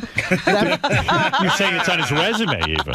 Well, to the other comics, everybody knows. He can take the part of your joke. I had a joke one time that I like to do at the beginning of my career about marijuana. I'd say, give your marijuana be good for old people. It makes the time go slow. Give your grandma a lid of Columbia and a ton of yarn. You get back an Afghan to cover the garage. Well, he saw me do that at the Ice House, and so then he did it on Dave had a talk show out in L.A. Right, Dave Letterman. Yeah. And it didn't work. And I saw him do that joke on Letterman's show there. Did you call up and say, hey, come on, buddy, it's not even worth fighting about? When Andrew Dice Clay came to town, he was doing several of my jokes. I walked up to him. Andrew Dice Clay? Is he any good? Well, he reminds me of Spitzer. It was these guys that threw their life away. I'm making a list of the Stanley Cup of like the Bill Clinton Award. Yeah, who's on your list? Well, you got to have Jimmy Swaggart and Jim Baker for throwing their life away, and Isaiah Thomas almost did. Right. And Mike Tyson, of course, had it going for him, and Andrew Dice had the world record for the most people to ever show up at a comedy. And he threw it. How did he throw it away? Well, he wasn't a writer. He just had the little the little nursery rhymes. As Did he his steal that gimmick. from you? Did you? No. He had that himself. Right. And the going whoa in the character. He could have built that into something. I don't know why. It all went away. He let it go away. He did. He self-destructed, is what you're saying. All of these, and I would say that it's men that do it, except I do have some chicks. From here in New York, Amy that shot the... Amy Fisher? Right, and then the skater girl that had Nancy Tanya Carey Harding. whack. Harding. And then this astronaut chick who got I don't know her fell in name. love. Yeah. And, this is like a quiz. and showed up. And then Mama Cass and Karen Carpenter also, when you think about it, I mean, just a dumb way to go by eating and not eating is pretty funny. I know Mama Cass should have given Karen Carpenter the sandwich. They both be alive today. But, who is the most underrated comic? This Artie Lang? Do you know of him? I don't really know a lot of the comics Right. now because I'm traveling on the road and I don't use an opening act. I see. And so I don't. I watch them on TV when I can. But have you seen this Artie Lang? So you know a lot of The old guys. established old guys. Yeah. Do you know any of the Saturday Night Live guys? We mentioned Billy Crystal. Do you know Chevy Chase? Do you know? Well, I had an argument with Chevy Chase on the Tonight Show. You remember? I don't. What happened? Well, I did my little smashing act there when I sat down. Chevy says, "Well, does all your stuff have little props to it?" As if to say, "Is that the only way you can be funny?" And I says, "Well, people like it, so you keep it in the act, and it's television, and you're supposed Visual? to." It's Yeah, visual, it should be visual. I was always on with a guest host because Johnny, for some reason, didn't like prop comics, but he's a magician. Hey, what's the deal there? Right. I didn't get that. But so we had a little argument, and he said, "Well, in my opinion," I said, "Nobody cares about your opinion." But he's a comic actor too. He's not really. He's not a stand-up comedian. No, he doesn't he's do not. what you do. You go in front of a crowd. You got to win them over. And get a show. Do a show that has an ending and that has some dynamics. That's what I kept telling Sam Kinison. He would start loud and it didn't go anywhere. I say, Sam, you got to build to that. You know, when you like using the bad language immediately, you've used up your surprise. Now, It's not like I'm not going to say these words, but I'm going to save them for the right place. So you are a student. You are a student of comedy, in a Oh, sense. yeah, I'm the smartest guy that ever decided to be a comedian. What about George Carlin? He's gotten bitter, but he's one of the best. I wish he wouldn't put a Pepsi on a stool. These guys don't need to have a drink. Anything that's in the picture has relevance. Why in the hell do they have to have... George Burns was 90 years old and sucked on a cigar and did an hour. He didn't need a drink. Why do all the comedians need a bottle up there? Is it almost like a baby They're bottle? sissies. Did you ever? One saw another one, and it becomes a tradition in a Yes. month in America, like wiggling balloons behind the foul shooter. Do you want to win the game because you're a better wiggler? If that's then you have to have the crowd come in for practice and all wiggle. of these stand-up comics have a bottle up there with them. And it they became cut the thing. show up. And so sometimes there's a bottle that's full. Then sometimes the bottle's 3/4. Then there's another bottle. Then that bottle's on the bottom. George isn't used to using the bottle. I saw him.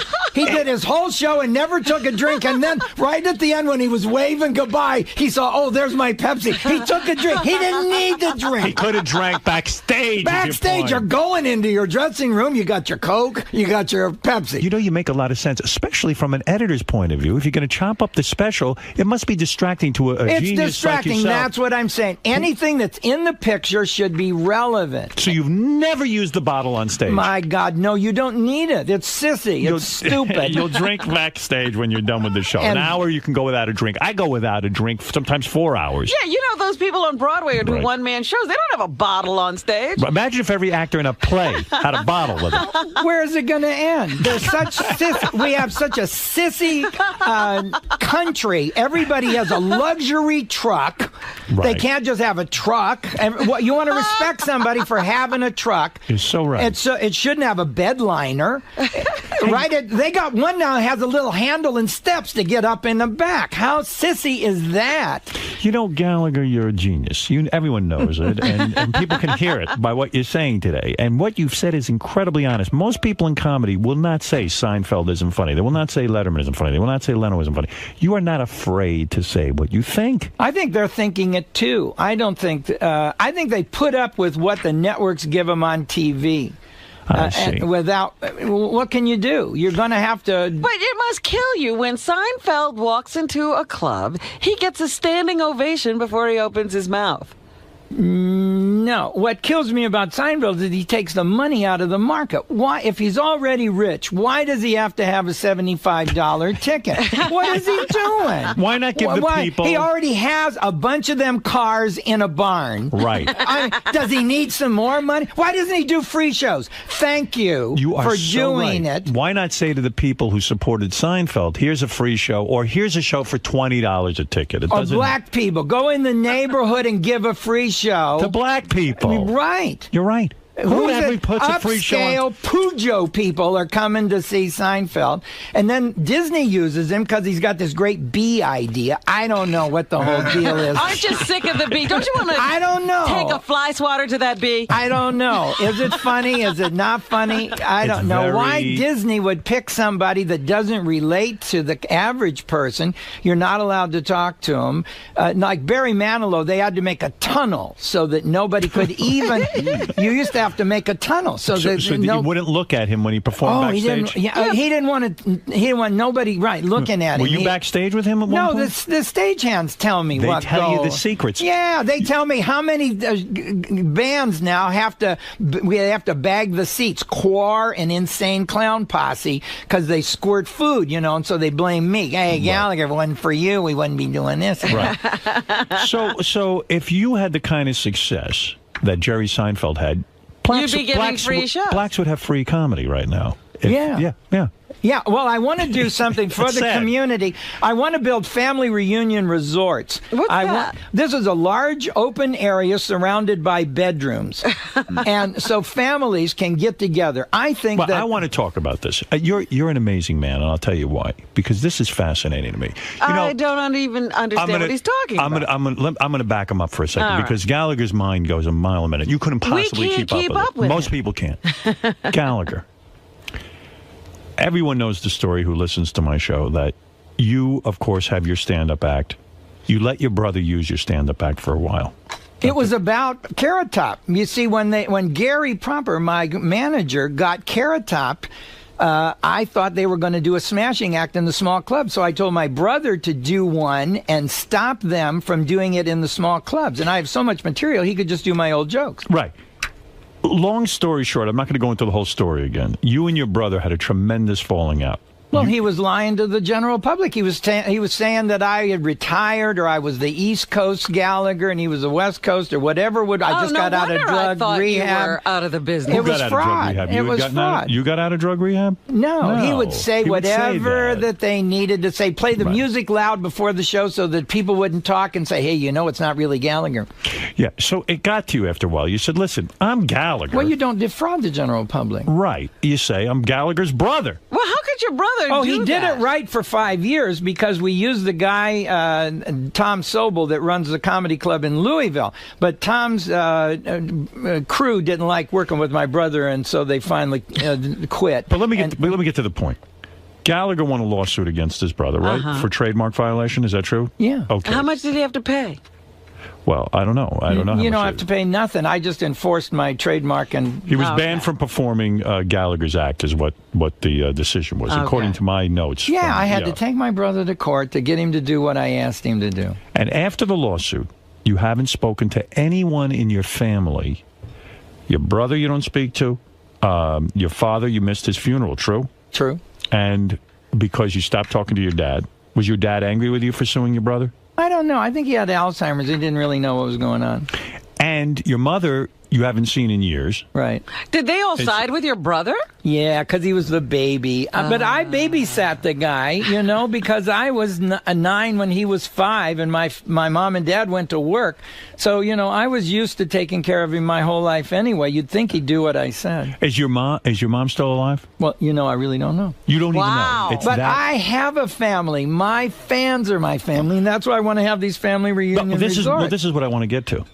Here is a guy, Gallagher, who doesn't get along with any member of his family. In fact, doesn't know... I know, and wants to do a family reunion resort. That's crazy. And you want to build a place thousands of them across the United States. Where families have Can get reunions? together. Yeah. Isn't that odd? No, I have a family. Just because you're related to somebody doesn't mean they're really a good family. Who is for your you. family? All of my fans. They love me. They bring me Do you their have a kids. wife? No, not now. No wife? Well, I had one about 6 months ago. Do you have kids? 6 months Oh, ago. yeah, I've got 2 kids. I have a girl, 26, who is the catering director of a Four Seasons. And Oprah dropped by the other day, and she might be doing some of her shows from the place in Westlake Village on the way to her place. You mean you're really unaware if your mom is alive or dead? You really have no clue? No clue. So if you had a family reunion, you wouldn't even know who was showing up. I don't want to have it. Well, I could have, it doesn't have to be a family. It could be a Corvette club or a motorcycle gang. Anybody that wants to use. In fact, So you think from a psychology standpoint, again, you probably know more about this than I do, but a psychology standpoint, here you can't have a reunion with your family. And so it must anger you in some way. So you're going to create family reunions. I saw the big fat Greek wedding, and the night before the wedding, the time that the bridesmaids had in the bedroom was so cool. I wondered why there isn't a place in a hotel for bridesmaids with makeup, mirrors, and places to hang costumes, because a wedding is a production. Absolutely. And we don't care about common people. I want to say this. A building is the set for the scenes of our lives, and we're not giving the average family a dramatic life. All right, so you have a big idea. Yeah. You want to build family reunion centers. In other words, if I book myself into this place that you want to build, you haven't built it yet. This is an idea you have. Right. You want to, and you're serious about it. I've talked to the Indians all across the country. Why can't they build them at these casinos? The Puyallups have all the money from the Boeing people, and the chief loves me, sits in the front at the show, and they're afraid to be first. You know the chief? Oh, I know him in all these Indian casinos. I work all of them. They love me because I'm cheap and I draw. You went to Donald Trump. You tried to get a meeting with Jim Cramer, the guy on CNBC. Because he could have the corporations. Why can't Google do this? They know how important it is to have ping pong tables and skateboards. But don't family reunions already happen at resorts? Can't I just go to a resort and have a family reunion? Do you have kids? Yes. Okay, you want to know where they are. Right. So you need a door, and you need an uncle on that door. And then if you do it in a park, you're always watching to see where in the hell the kids are. And there's bugs, and you're outside, and there's strangers. You need a secure area. Think how much fun it would be to drink at the same place you're going to sleep. 40 doors. Isn't that a cute name? 10 doors on each wall. We had our reunion at 40 doors. Now, I work the Midwest. I know it don't sound good. Do you understand this, Robin? In other words, there's going to be 40 doors, and you're all going to be connected. To this big room. They just all open on the same, let's say, courtyard. And you don't need a bathroom, because the fun of it is taking a shower with all the boys in the hockey-type dressing room. And you're the kidding. girl, You're going to turn it into like a camp. And the girls get a wonderful makeup area where they can hide from the men, put furniture in there, and have a great time bonding. It's about bonding. All right, so you got this idea. What happened when you called Donald Trump? I'm sure he jumped at this. You got to do The Apprentice. Well, I also wanted to tell him about my patent on a new architecture for slot machines, because I think that these kids that are playing video games are going to be bored to death with the slot machine graphics. And so I have the patent on a whole new idea. When the watermelons come down to the pay line, they could either break or explode or bounce. Right. And you're a winner when that action matches. Now, because you like girls with their bras off, say that these naked chicks are coming down with on parachutes, and when they land, their tits go all the way to their feet, or just to their waist, or they fall off completely and bounce. Now, did you pitch this to Donald Trump? Did you get a meeting with him? No, he wouldn't. I had an appointment, and they called me and said the person who made the appointment was a temporary. Do you believe that lie? He was What a temporary lie. after that. How stupid to let a temporary. Only Spitzer was dumber. Why did he handle his own phone call?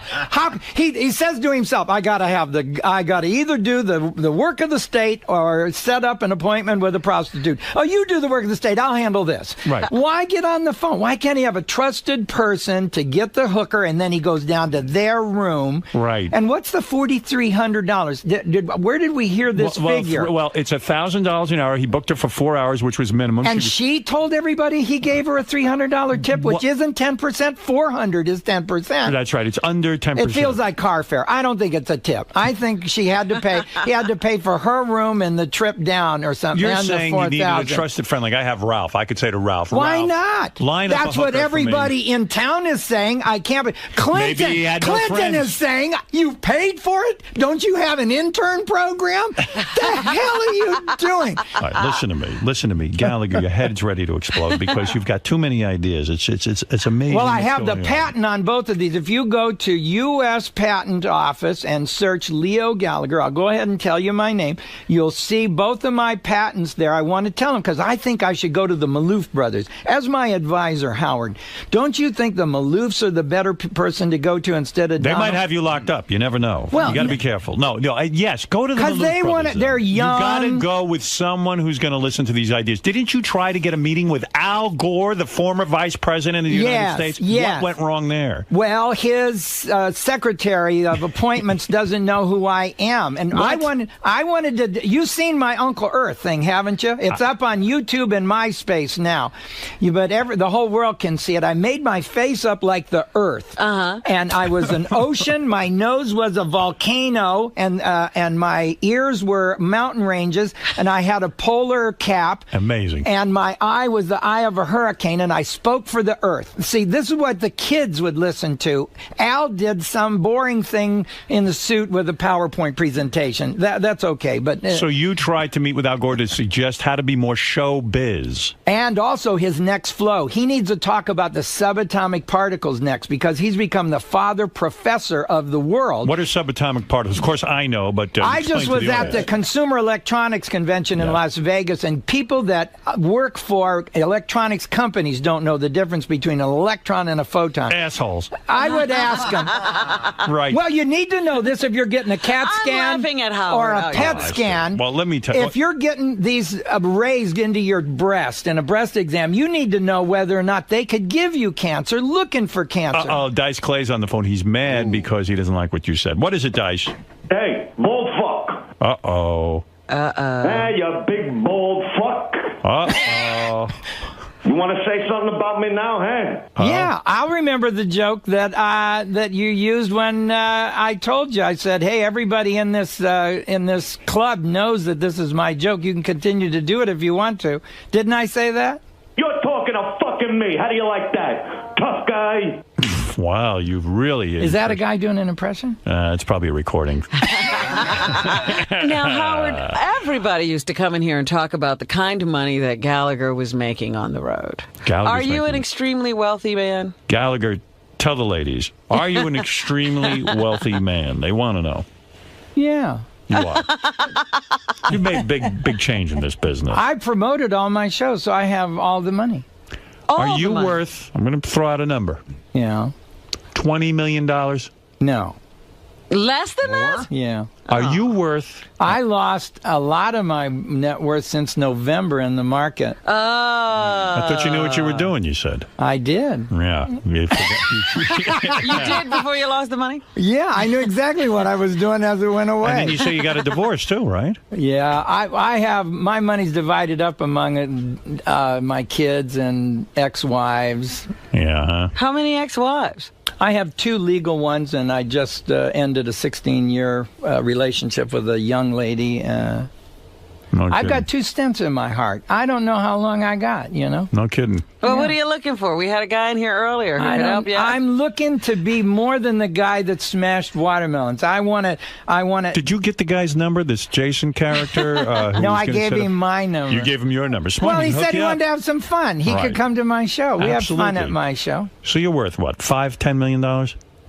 No. Oh. Good Lord, Gallagher. Gallagher Well, really you're got wiped asking out. what I'm worth. I get, my wives ended up with a lot, and my kids got, some Boy. of the money. No wonder you're angry. I'm not angry. I can make it again. I'm gonna... Any desire before you die to reconcile with your brother, your mother, if she's alive? Do you have any desire? Do you ever fantasize? You don't want to see these people. No, I really don't like them. Well, what's the meaning? I have millions of fans every night. Do your fans sleep with you every night? No. Will your My fans, family didn't either. Will your fans be there when you're sick?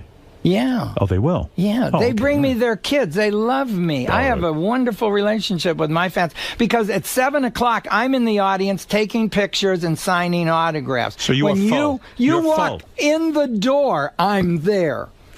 What is it, Richard? Please. I was about to plug. Well, I don't know if you've thought about this, but how do we know that this is the real Gallagher and not Gallagher's brother? This is the real Gallagher. Can he prove it? I recognize him. He is the real Gallagher. Right. I have a college degree in chemistry and physics, and my brother didn't go to college. Among other things. Among other things. All right. If you knew anything, you'd know this was Gallagher. I'm convinced. Believe me. Hey, what I want to ask Gallagher, what did you think of when Chappelle's show did Black Gallagher? Oh, Did you I thought see I was going to have all these black people at my show finally. They never showed up. No. It's hard to get black fans? None. Zero. None. Black people don't like to see things thrown at them. I've had two black people at my show in my entire career, and they were both from Jamaica. Really? They weren't even real American blacks. No, I like Obama. Well, I don't like to see a smash in a watermelon either.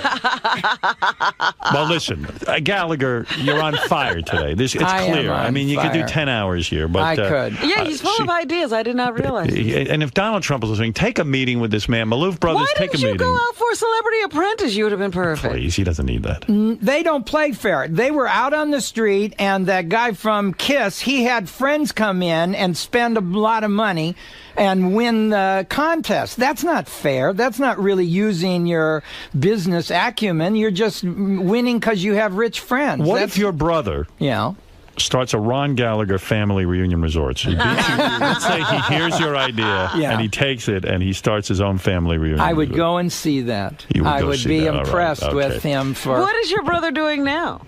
I don't know. He doesn't know. He's not in touch with anybody. But I have a family of He's got fans. It's okay. He told you that. I Why don't you back off, Robin? I'm sorry. Man will smash you over the head like you're a watermelon. Well, I got some free... I hate it when guys have sissy rings. So I put farts and motorcycles on my website they can download and put on their phone so their phone farts. Yeah, I hate it when they go... What's a sissy ring, for example? Anything. Terrible. Any little song. What kind of amenity? I'm thinking of starting a website, balls to the walls, only guy stuff, no chick shit. I like you, man. I really always do. You don't like these metrosexuals, do you? Yeah, I see. You're manly. You don't care. Even it's your why the world is screwed up. It's because nothing is for sure anymore. What's the difference between a hard foul and a flagrant foul? Nobody knows. How much can you dance in the end zone? I tell these kids, pull your pants up. They don't even go over the pooper hole. Up is up all the way. You can't run from the cops with your pants half down. This is up means up. See Gallagher Friday night at the Blended Theater at Gramercy in Manhattan. For tickets, go to Ticketmaster.com. You've made so much sense here. It's sickening. Too much. That's right. Will the governor resign?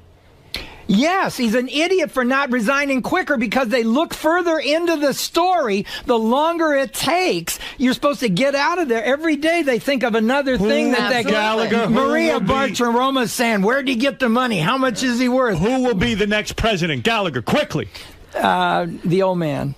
John McCain? Yeah. All right. How do you the know other that? two, well, they're going to self-destruct. She's not a woman. He's not a black. Oh, really? No. If he was a black guy, he'd have a white wife. And if she was a woman, she'd have been pissed about what Bill said. Oral sex is not considered sex. There's old men. If they have oral sex, they're counting it as oral sex. That was the beginning of the lies and the spoon. See, he knows. He's out there with the people. Go listen to this man. He has wisdom. He has a lot going on. He knows Hillary can't be president because after a state dinner, the men talk and the women talk. Well, the state dinner, she's going to have to talk to the guy after dinner. That's going to leave Bill with his wife. You don't want that.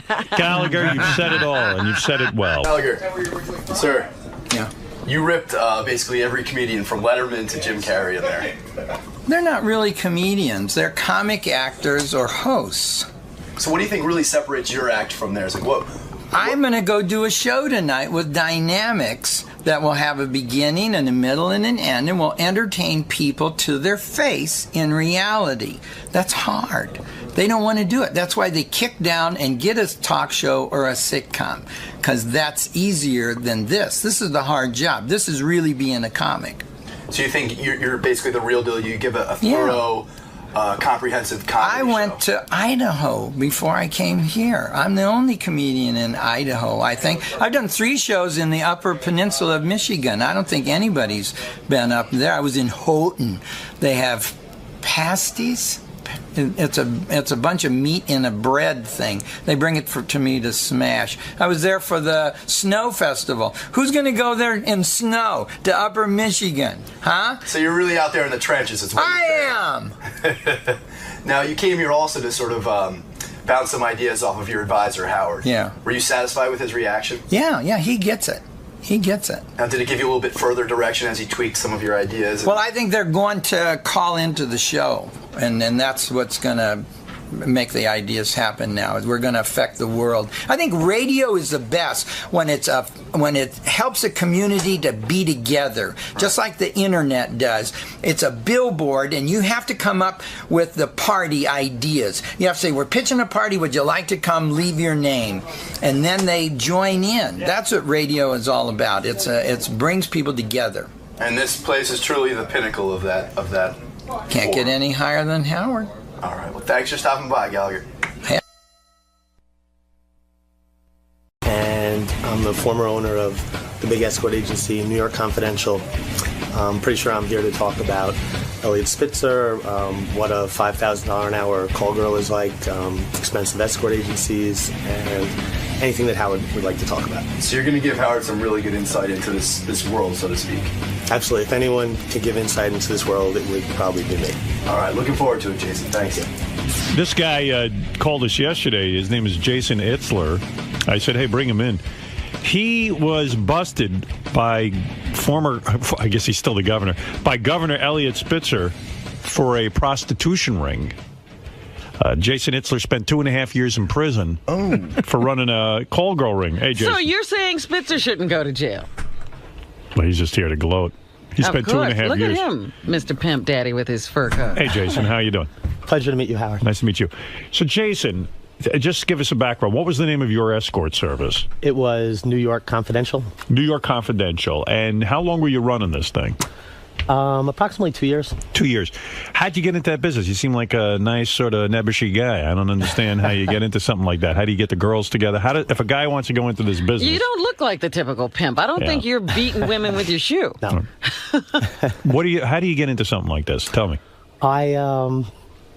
I was checking out Craigslist a couple of years ago. Right. And you look at the men seeking women, women seeking men, the casual encounters.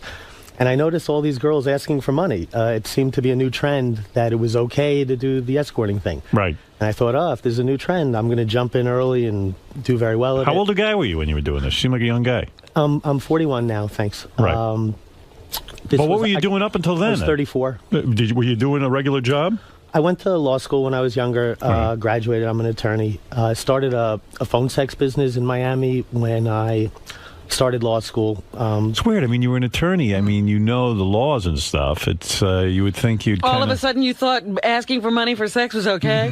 I thought, you look at the Manhattan phone book and you see 2 inches of escort ads. And you say, hey, there's a loophole. In other words, don't call it prostitution, call it escorting. And they're really the girls are being paid to escort the guy, not for sex. Like for the date, not for the sex. I thought at the time, if technically no one talked about sex and a transaction was done, you're paying for the woman's time and companionship, and everything would be okay.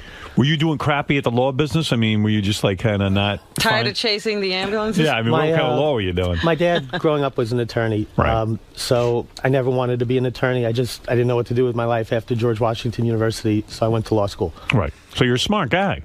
Thanks. Yeah. Well, I couldn't get it to GW. Some people would beg to differ because of Rikers Island. Did you pass the bar? No, I never took the bar. I started a phone sex company my first semester of law school. My goal was, when I got out of law school and I have to support myself, have a big company. It worked out. Can you make a lot of money in the phone sex business? That's a tough business, right? Because there's a lot of competition. Yeah, I did great. I was grossing about $2 million a month, netting like maybe $150,000, $250,000 a month. Wow. It was awesome business. Huge money. Phone sex. Like, did you have any gay sex lines or straight sex lines? Did you have it all? No, I just specialize in regular vanilla. Straight sex. Well, not even sex. Kind of like lonely people and talking. Wow. And you could gross you could net $250 a month. A month. Some months. Wow. Absolutely. Wow. So That's why did huge. you want to branch out? Wait a second. Why? Yeah. But first, why were you so successful at the phone sex business? I mean, what was your specialty there? I mean, why Advertising? you? What did you do? Yeah. I came up with, I couldn't make money in the phone sex business when I started. Someone gave me $100,000. We became partners. And after 2 months, the phone never rang once. And I was down to the last $20,000. I got frustrated, probably smoked a joint or something, cleared my head, grabbed a magic marker and Penthouse Magazine, Hustler Magazine, all these magazines.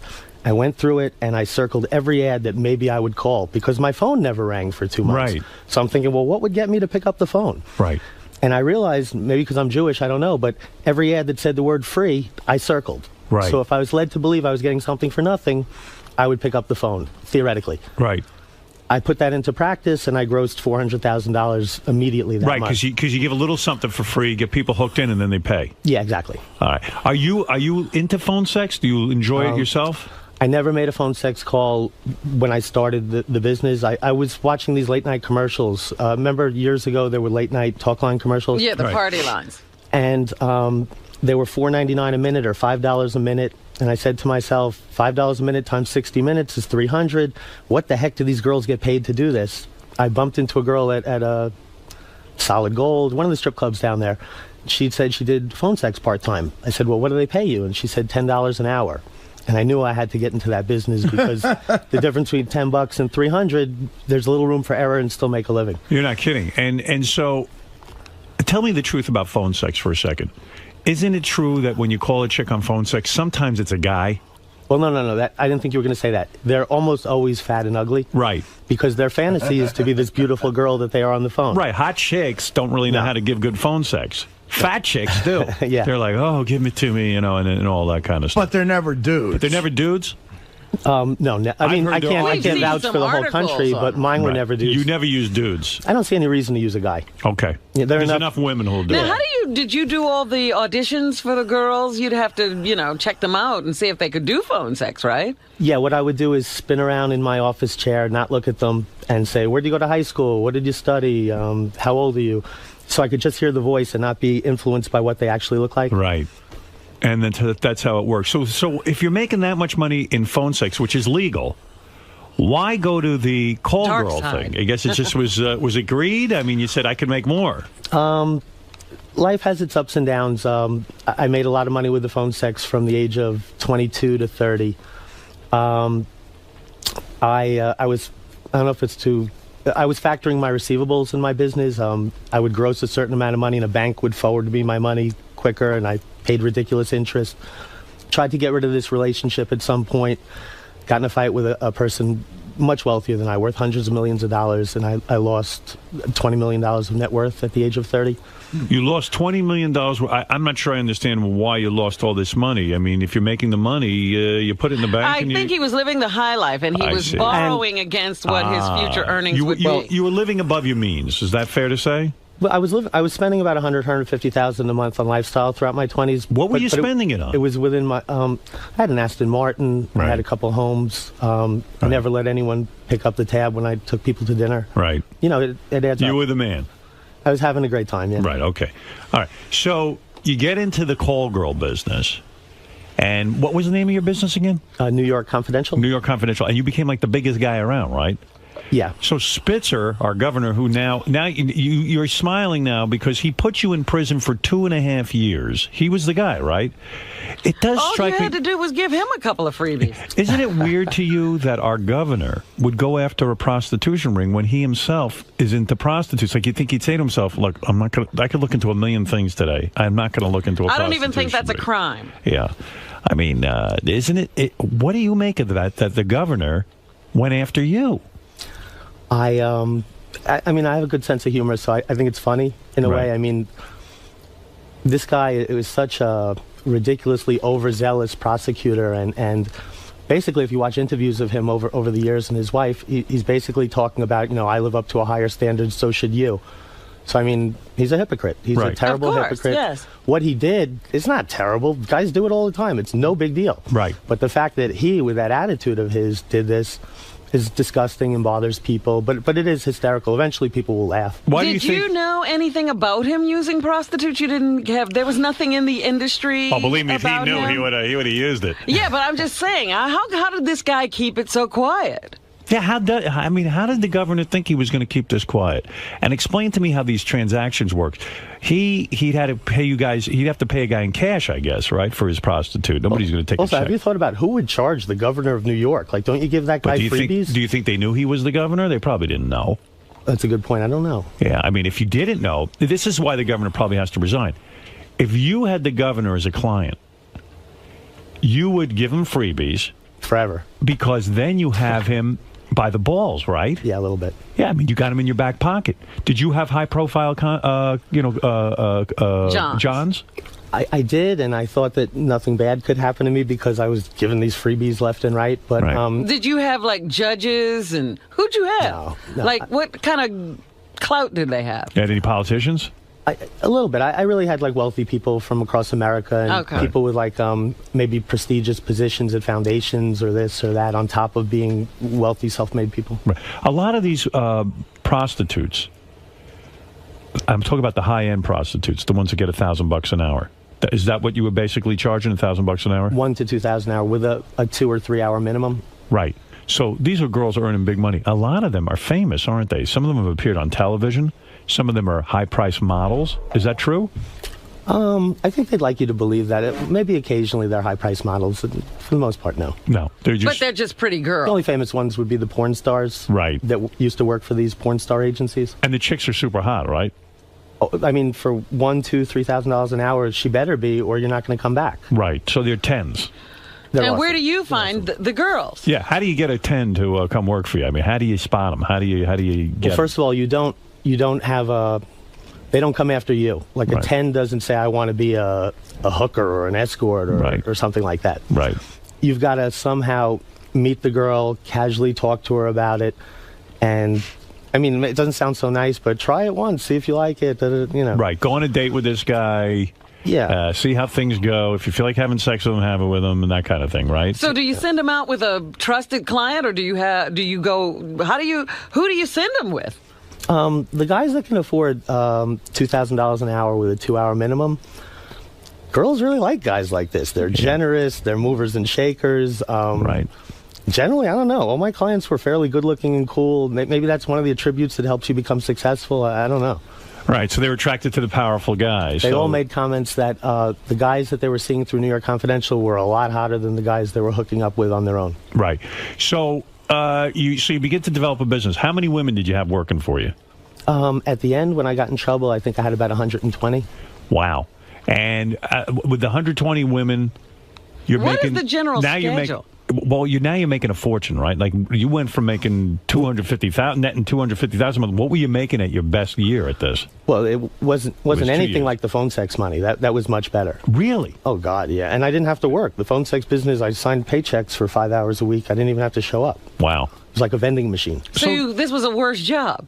Well, no, this was fun. This is pretty cool. Did you bang the girls personally? Did you have sex with a lot of them? Well, I never asked a single girl at New York Confidential to sleep with me. So I only slept with about half of them. No kidding. If you're cool, they eventually they're going to attack you. No shit. You know that. Well, because you're kind of the pimp. Yeah. Well.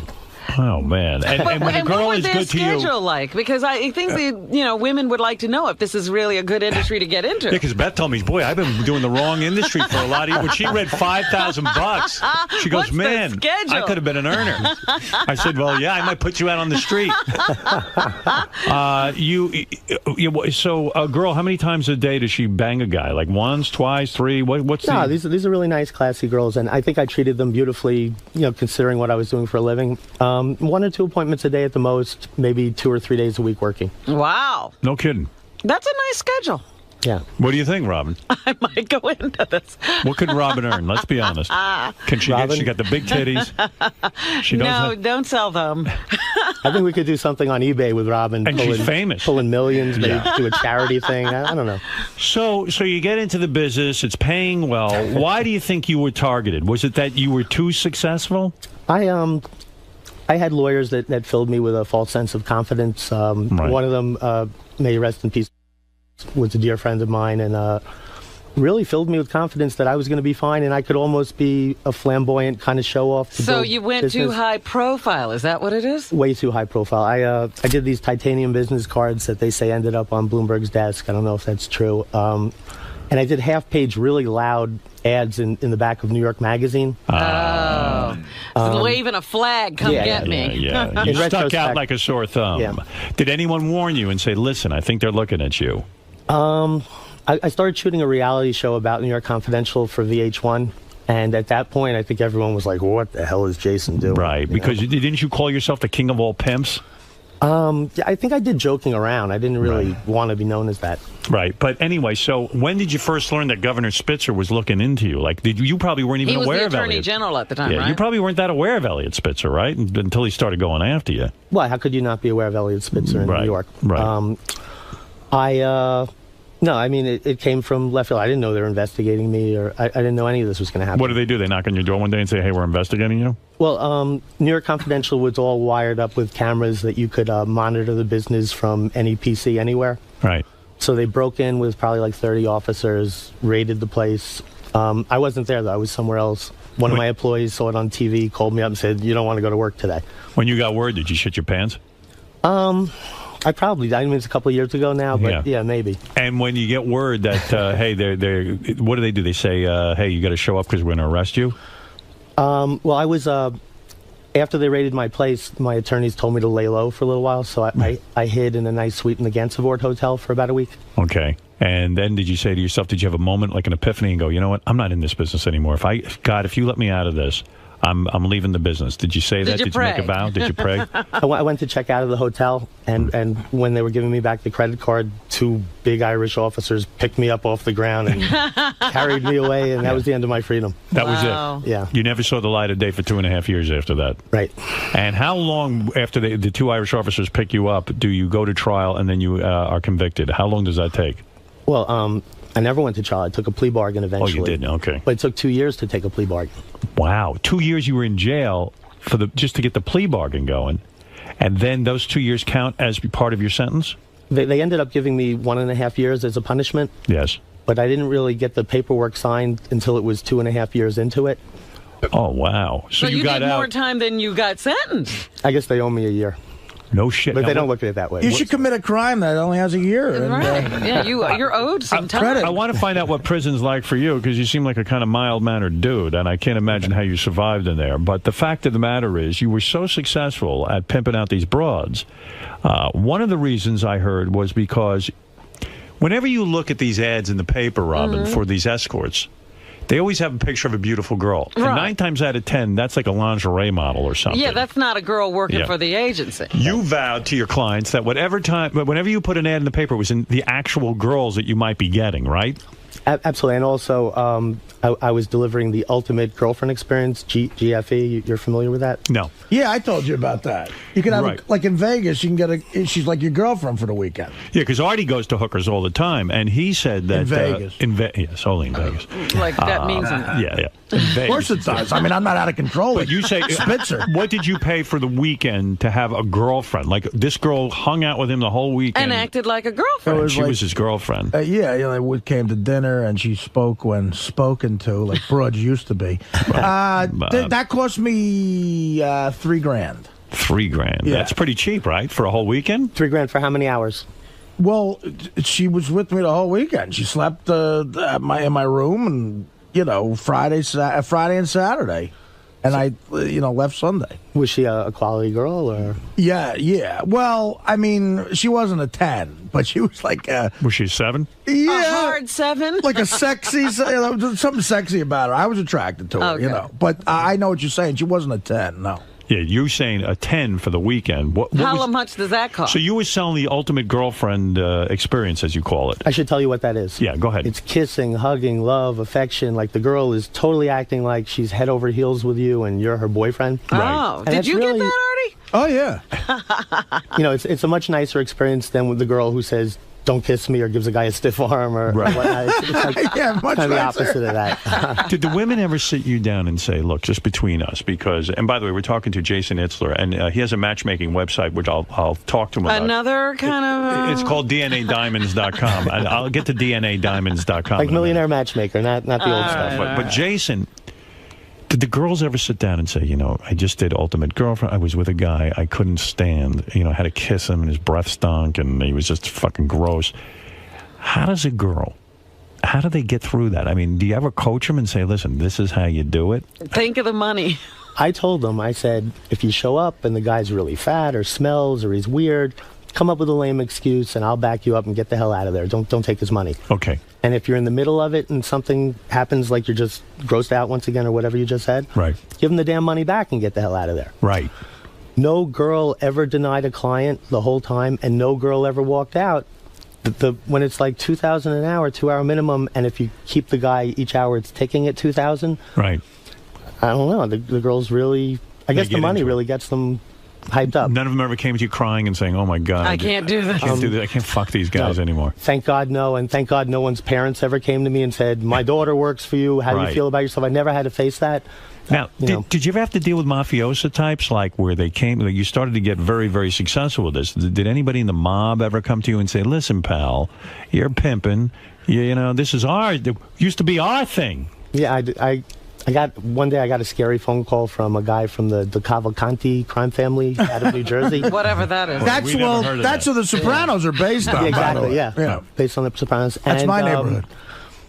Other Italians that I was just friends with growing up and stuff, talked to them, and everyone left me alone. Maybe I got lucky. I don't know. I see. So you were sort of blessed in that sense that no one really hassled you. Yeah, I mean, I grew up in like Fort Lee, Englewood Cliffs, New Jersey, and so just you knew some people. Yeah, I think it neutralized. And I see. And you would say to the girls as they would go out there, your mantra, so to speak. You'd say, "Girls, here's your mantra. You're seeing this guy for the ultimate girlfriend experience. Pretend you're a girl you haven't seen your boyfriend in 15 months and you're in love with him. And just repeat that to yourself over and over and over again." Is that right? You and I should have done New York Confidential together. We would have done great. It's sort of like an acting assignment. I'd be some pimp. So was that the mantra? Is that how you worked it? I think it was a little smoother. It was, this is my boyfriend of 2 years and I haven't seen him in 3 months. This is my boyfriend of 2 years and I haven't seen him in 3 months. The focus was, though, this guy's paying silly, crazy money for you. Give him the best sexual experience of his life. Are you married now? I'm not. Have you ever been? I've been married 1.5 times. I've been engaged like 9 times. 1.5 times you've been married? Like an annulment. Oh, I see. And why did somebody annul you? Cats like you. Jail tough? Jail's really tough because it's incredibly boring, and you know, some people would rather be dead than bored, and the food is atrocious. It's certainly an intentional punishment that they do to people, the food. Right. It's so bad. Did you spend time in a county jail or did you go to a prison? You were in Rikers, right? Yeah, Rikers, which is really bad and disgusting. I don't know if you guys know or not, but jail is so much worse than prison. Prison is much nicer and so more... that's the upgrade, going to prison. Yeah, but you're in prison for years, though. So were you in prison with like other sort of like blue collar type, what do they call, white collar type crime, or were you with hardcore prisoners? I was the only Jewish attorney on Rikers Island. Yeah. I was one of like 8 Jewish people and one of like 37 white guys. Did you ever get it's raped? all Crips and Bloods and Latin Kings. And no one beat you up the whole time there? They loved the reason I was in there, thank God. They used to grab me all the time and be like, you know what we'd do to you if you weren't the king of all pimps? You know how we'd take your stuff and beat you up? Oh, really? So nobody raped you, nobody beat you up, nobody fleeced you for money, nobody shook you down? No, nothing at all. I was lucky. It is a little rough there. Oh, I bet it is. I am sure I couldn't survive a day in there. That's pretty amazing. So when you were being the king of all pimps, you fell in love with one of the escorts, right? You fell in love with the top earner, Natalie. Natalia, yeah. Natalia. Okay, you fell in love with her. How'd you let that happen? It wasn't like a typical romance. It was kind of like we were great friends, and a lot of the clients back then used to want the owner of the escort agency's girlfriend. Right. So it wasn't even like the most real relationship. Right. She was working all the time. Once you get busted, do these girls all go away? Did any of them stay in touch? Did you hear from Natalia? Yeah, I mean, Natalia's very sweet and kept in touch. She did. A lot of the girls sent me letters at the beginning, and then, as the years tick away. Did any of them go to jail, or was it just you? Just me. The captain went down with the ship. Captain went down with the ship. You didn't give up any of the girls. Now, were these girls, like, some of them had regular jobs that they went to when they weren't escorting? Like, or were they moms? Were there, like, women really leading double lives? A typical girl would be like a Columbia graduate student, and she chooses, New York Confidential to make her extra money. Uh-huh. So when Spitzer takes you down, does he show up in court to take you down, or does he show up at any of the meetings where you have a plea, not court, but plea bargaining type sessions, or he has someone else do that? No, other people were doing it. Right, so you never heard directly from him. No. But he was the guy who... he was in charge. He was in charge of getting rid of prostitution, and you were chosen. Were you the only guy brought down in that whole investigation, or were there other people as well? I think they took down about 7 people within 3 months, 7 big agencies within 3 months of me going down. I think I was the only one that really played with it and had fun and went to jail. Yeah. No, I mean, but I played with the fact I went to jail and got a little well known. I see. So what was the game plan? I mean, when you heard the news, where were you when you heard the news? I don't know what that noise is. No, what Do you? is that? I don't either. When you heard the news that the governor had been basically popped for prostitution, what went through your mind? I mean, what was your reaction, and where were you? I was a little bit shocked, but at the same time, no one knows better than me that the most powerful, wealthiest people in the world in America, they're horny people, and they like getting their hands on an exceptionally hot young girl and having fun, and no one knows about it. It's Were you surprised that the governor, I read in the paper today that he perhaps wanted unsafe sex? He wanted blowjobs without a condom. Did a lot of the Johns want blowjobs without a condom?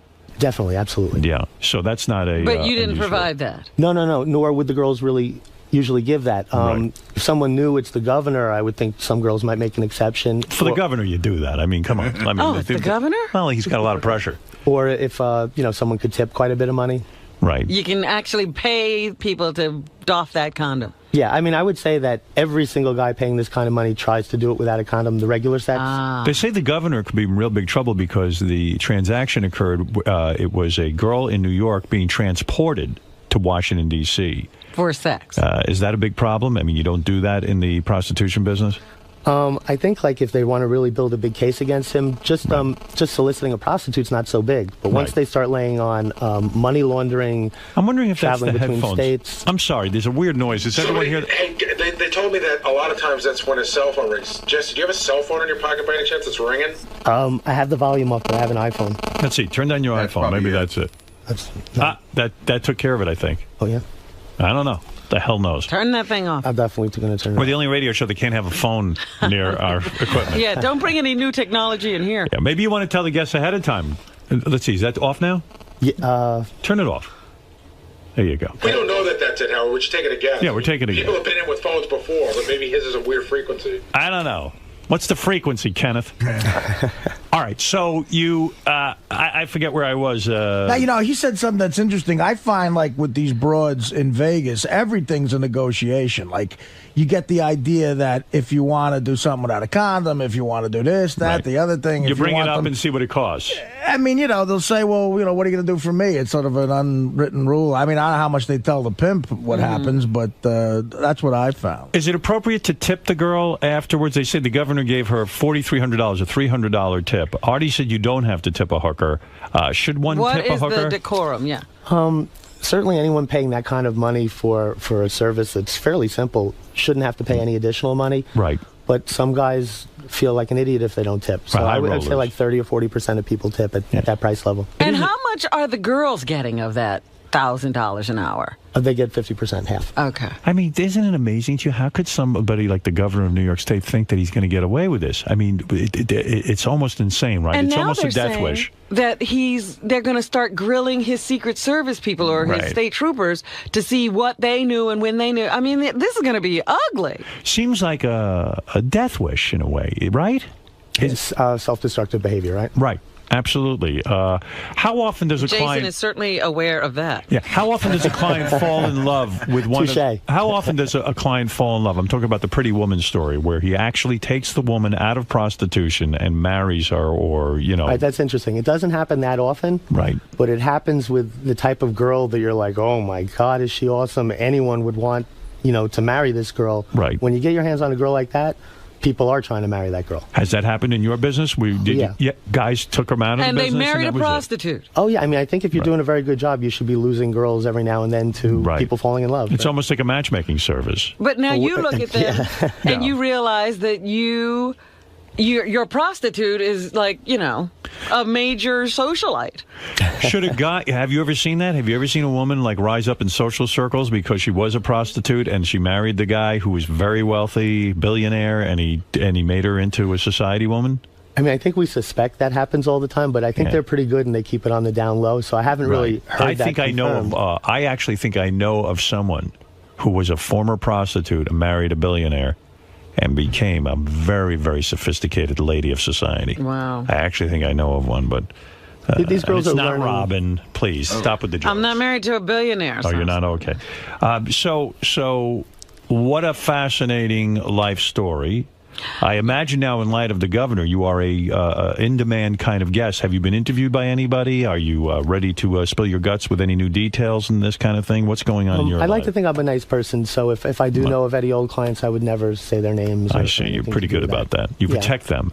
Do you have any muscle at all when you were in this business? Did you have to have guys who would maybe have to beat up John or something because they got rough with the girls? Nothing like that. Everyone and in behaved. fact, at the high price level, you don't need someone to drive them or escort them. Right. It's those girls that are like $100 that you open your door, they're a train wreck, you close the door, and some big guy comes and says, you owe me the $60 ride fee or something like that. Yeah, it's like a bachelor party chick. Artie, when you get these high-priced chicks in Vegas, they don't have any sort of guy waiting outside. They don't come with the a door. guy. I've never seen one, no. Yeah, all right. And why did you try to commit suicide when you were in prison? Did you see no hope? Why? What remember, was I told you earlier that I lost $20 million one day? Yes. It took a long time to make that $20 million. And I didn't just lose $20 million. I was worth like -4 or -5 for a while. Right. And when you're used to having that much money, all of a sudden it's very, very difficult. Really hard. And my mom had passed away a year earlier, and I thought... Did she know what you were up to? Yeah, she saw me making millions with the phone sex company. It wasn't like sex or anything. It was 900 lines, talk lines, audio text. Right. Romance lines, single lines, some sex lines. It's funny, I think she was proud of me. Guy who made $20 million, you say to yourself, you know what? Keep my nose clean, live within my means, and I'll be set for life. And you said the phone sex business was a lot easier. Yeah. And legal. I don't know why I didn't just go back into the phone sex business. I kind of felt like I conquered that. Now I'm going to do something new. Yeah. You need action, right? Yeah, probably a little bit. No. What do you do now? Well, my new business is DNA Diamonds. DNAdiamonds.com. What is that?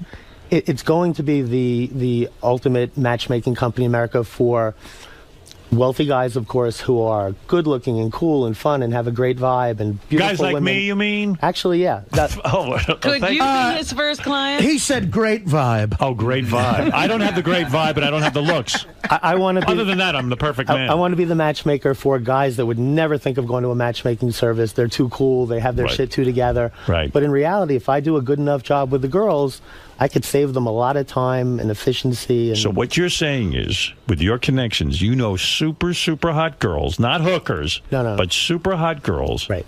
And you'll say to a wealthy guy, look, I'll get you super hot girls. They're interested in I'll wealthy save guys. you time. And You I'll don't save have you to go money. on the prowl. I'll pre-interview them. Right. I'll find out by your criteria exactly who could be a perfect fit. You know I'm Jason Itzler, so you know she's going to be drop-dead gorgeous. Can the guy be a little overweight? Let's say he weighs, I'm going to make up a number, 295. Let's say he's a little bit overweight. Is that okay? How wealthy is he? He's worth, let's put it this way, he can do a stand-up gig and get $75,000 a night. So you know he's got some dough. He's probably worth. Sounds like a winner to me. Sounds like a winner. Yeah. All right, we can get. No, wait. First of all, you got to tell me in the commercial who you're talking about. I will. No, honestly, what are you? Let's get to, that. Sounds like an interesting business to me. I mean, we think we have a customer for you. Like what do you say? What does he have to pay? You need to go out. It would be. What would I need to be worth?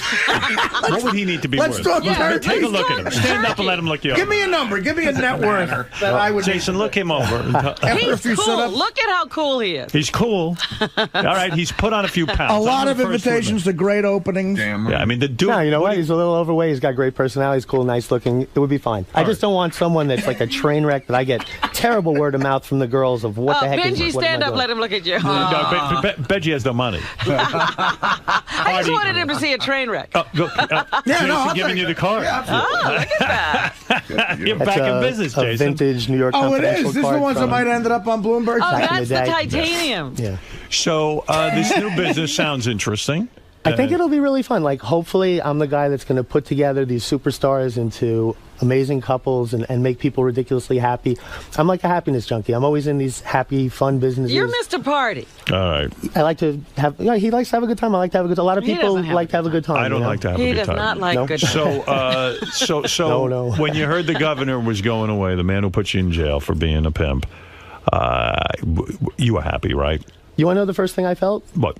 I kind of almost liked him a little bit for the first time because it made him human. He was such a monster before, and now he's just like all of us. Did you think at the time that he should have let you off the hook a little bit? I mean, like lightened up, like, oh, come on, I know I'm a pimp, but everybody uses hookers and all that kind of stuff. Should be when legal I anyway. found out I was facing years for what I did, I was shocked. I had no idea. Wow. I thought slap on the wrist or something. You know? Right. Yeah, Well, bench warrant or something. all right, well, there he is. His name is Jason Itzler. Jason was king of the pimps. The guy had the #1 escort service, the hottest chicks, high end. And our governor, when he was attorney general, took him down, and now he's here to go, hey, look at me. I'm out of jail, and maybe you're facing some time. You can check out Jason Itzler's matchmaking website at DNAdiamonds.com. You know, this may be another business that the governor needs from you. Yeah, I know, it's true. After Stilda gets finished with him. You think the governor will Is go it to jail? just me, or she's kind of cute, his wife? I think so. Yeah, yes. definitely. Yes, absolutely. Nice looking girl. Yeah. So, by the way, how much do you charge guys on DNA Diamonds to match them Well, up? admittedly, because I'm new at it, I'm charging the bottom of the structure, which is $10,000, unlimited dating for a year. It's my responsibility to get you in an amazing relationship. Artie. Wow. So wait, you get $10,000, and then for a full year you start looking for dates for me, that type of thing. Yeah, I mean, I've done my research on my competitors. It should take 3 or 4 dates before the typical person is happy and in a relationship. So it's not like it sounds. But you'll have 3 hot dates before then. or 20, whatever it takes till you're happy. Wow. Wow, and $10,000 covers a year. Hey, you know, you got me thinking, could Elliot Spitzer's wife be a successful escort, or is she too old? Oh, my God. She would kick some butt. She was wouldn't great that right now. be Especially at the moment right now, I think she'd be a very, very Everybody's hot. calling for his wife, Can you right? imagine if she became what if we found out she was an escort? That would be even better. Or if she becomes an It would escort be, after this. That would be great. You know, there's certain actresses that you hear, and obviously I'm not going to say any names, but there's certain actresses that you hear, like, more than a few times that they were complete, total whores before they... And I'm talking about big stars. I know who you're talking about. I mean, there's a few of them, you know, Right. and I mean, I guess it's true, you know. I don't know. Well, that happens very often. All right, listen, Jason Itzler, thank you for coming in, telling us about your new business, DNA Diamonds, right, Robin? Fascinating, and a little look into the world of the king of the escorts. Well, yeah, this was the kind of guy that the governor would have been calling. I like this guy because I can relate to the fact that he's making all that money with phone sex, and it's like he's dying to have just fun. You know? Like this was more fun. Do you miss the escort business? It was ridiculously fun. I do. Of course. No moral problems with it, sending the girls out, and you've worked that all out in your mind? I mean, if someone says to me, would you let your daughter do it? I'd be like, no, you know, but I don't think about that. So it was the most fun I've ever had in my life. It was incredible. And your dad was okay with your business plans? My dad passed away while I was on Rikers Island, unfortunately, but he did see me do New York Confidential, and I really did it in such a classy, elegant way. I think that he actually was proud of me. Was he a customer? No, of course not. All right. Not only is he my dad, but he's a customer. Yeah. All right. That would have been a great commercial. That sure would. Are you kidding? Jason. Yes. You weren't kidding when you said you had some serious insight into the business. I mean, Oh, is that right? that was some crazy stuff. Howard is what a nice guy he is. I thought he was going to be a little rough on me. He was awesome. No, he was very interested in what you had to say, definitely. Now that you've done some time, but now you've come out, you've done Howard now, and you've also got your own reality show. You're starting your new business. Do you regret ever getting into this in the first place? Getting into New York Confidential, right? Because you did time. I regret that I had to do 2.5 years on Rikers Island, like morally or whatever. I don't think I did anything that wrong. I broke the law technically, but I didn't hurt anyone, or I'm okay with it. I can live with myself. But the fact that you've gotten to where you are now, you're sort of back on your feet, but you had to go through all that. Would you? You mentioned you were a lawyer before that. Would you, get into the escort business again? It's a question I couldn't honestly answer. I don't know, but I don't mind my position in life right now. I think DNA Diamonds, my new company, will do great, and I'm really excited and looking forward to kicking some butt. Yeah, and getting Artie involved. Absolutely. Is he going to be the guy who just sets it off and gets it going? Probably. I'll send people out on free dates or whatnot, and everyone will be happy. All right, but you mentioned he can be part of your clientele. He's not too portly or too. He is pretty portly, but he has other attributes that in aggregate make him an okay guy for the new New York Confidential, DNA Diamonds, whatever I'm going to call it. Right. You mentioned that he's cool and he's got a good personality.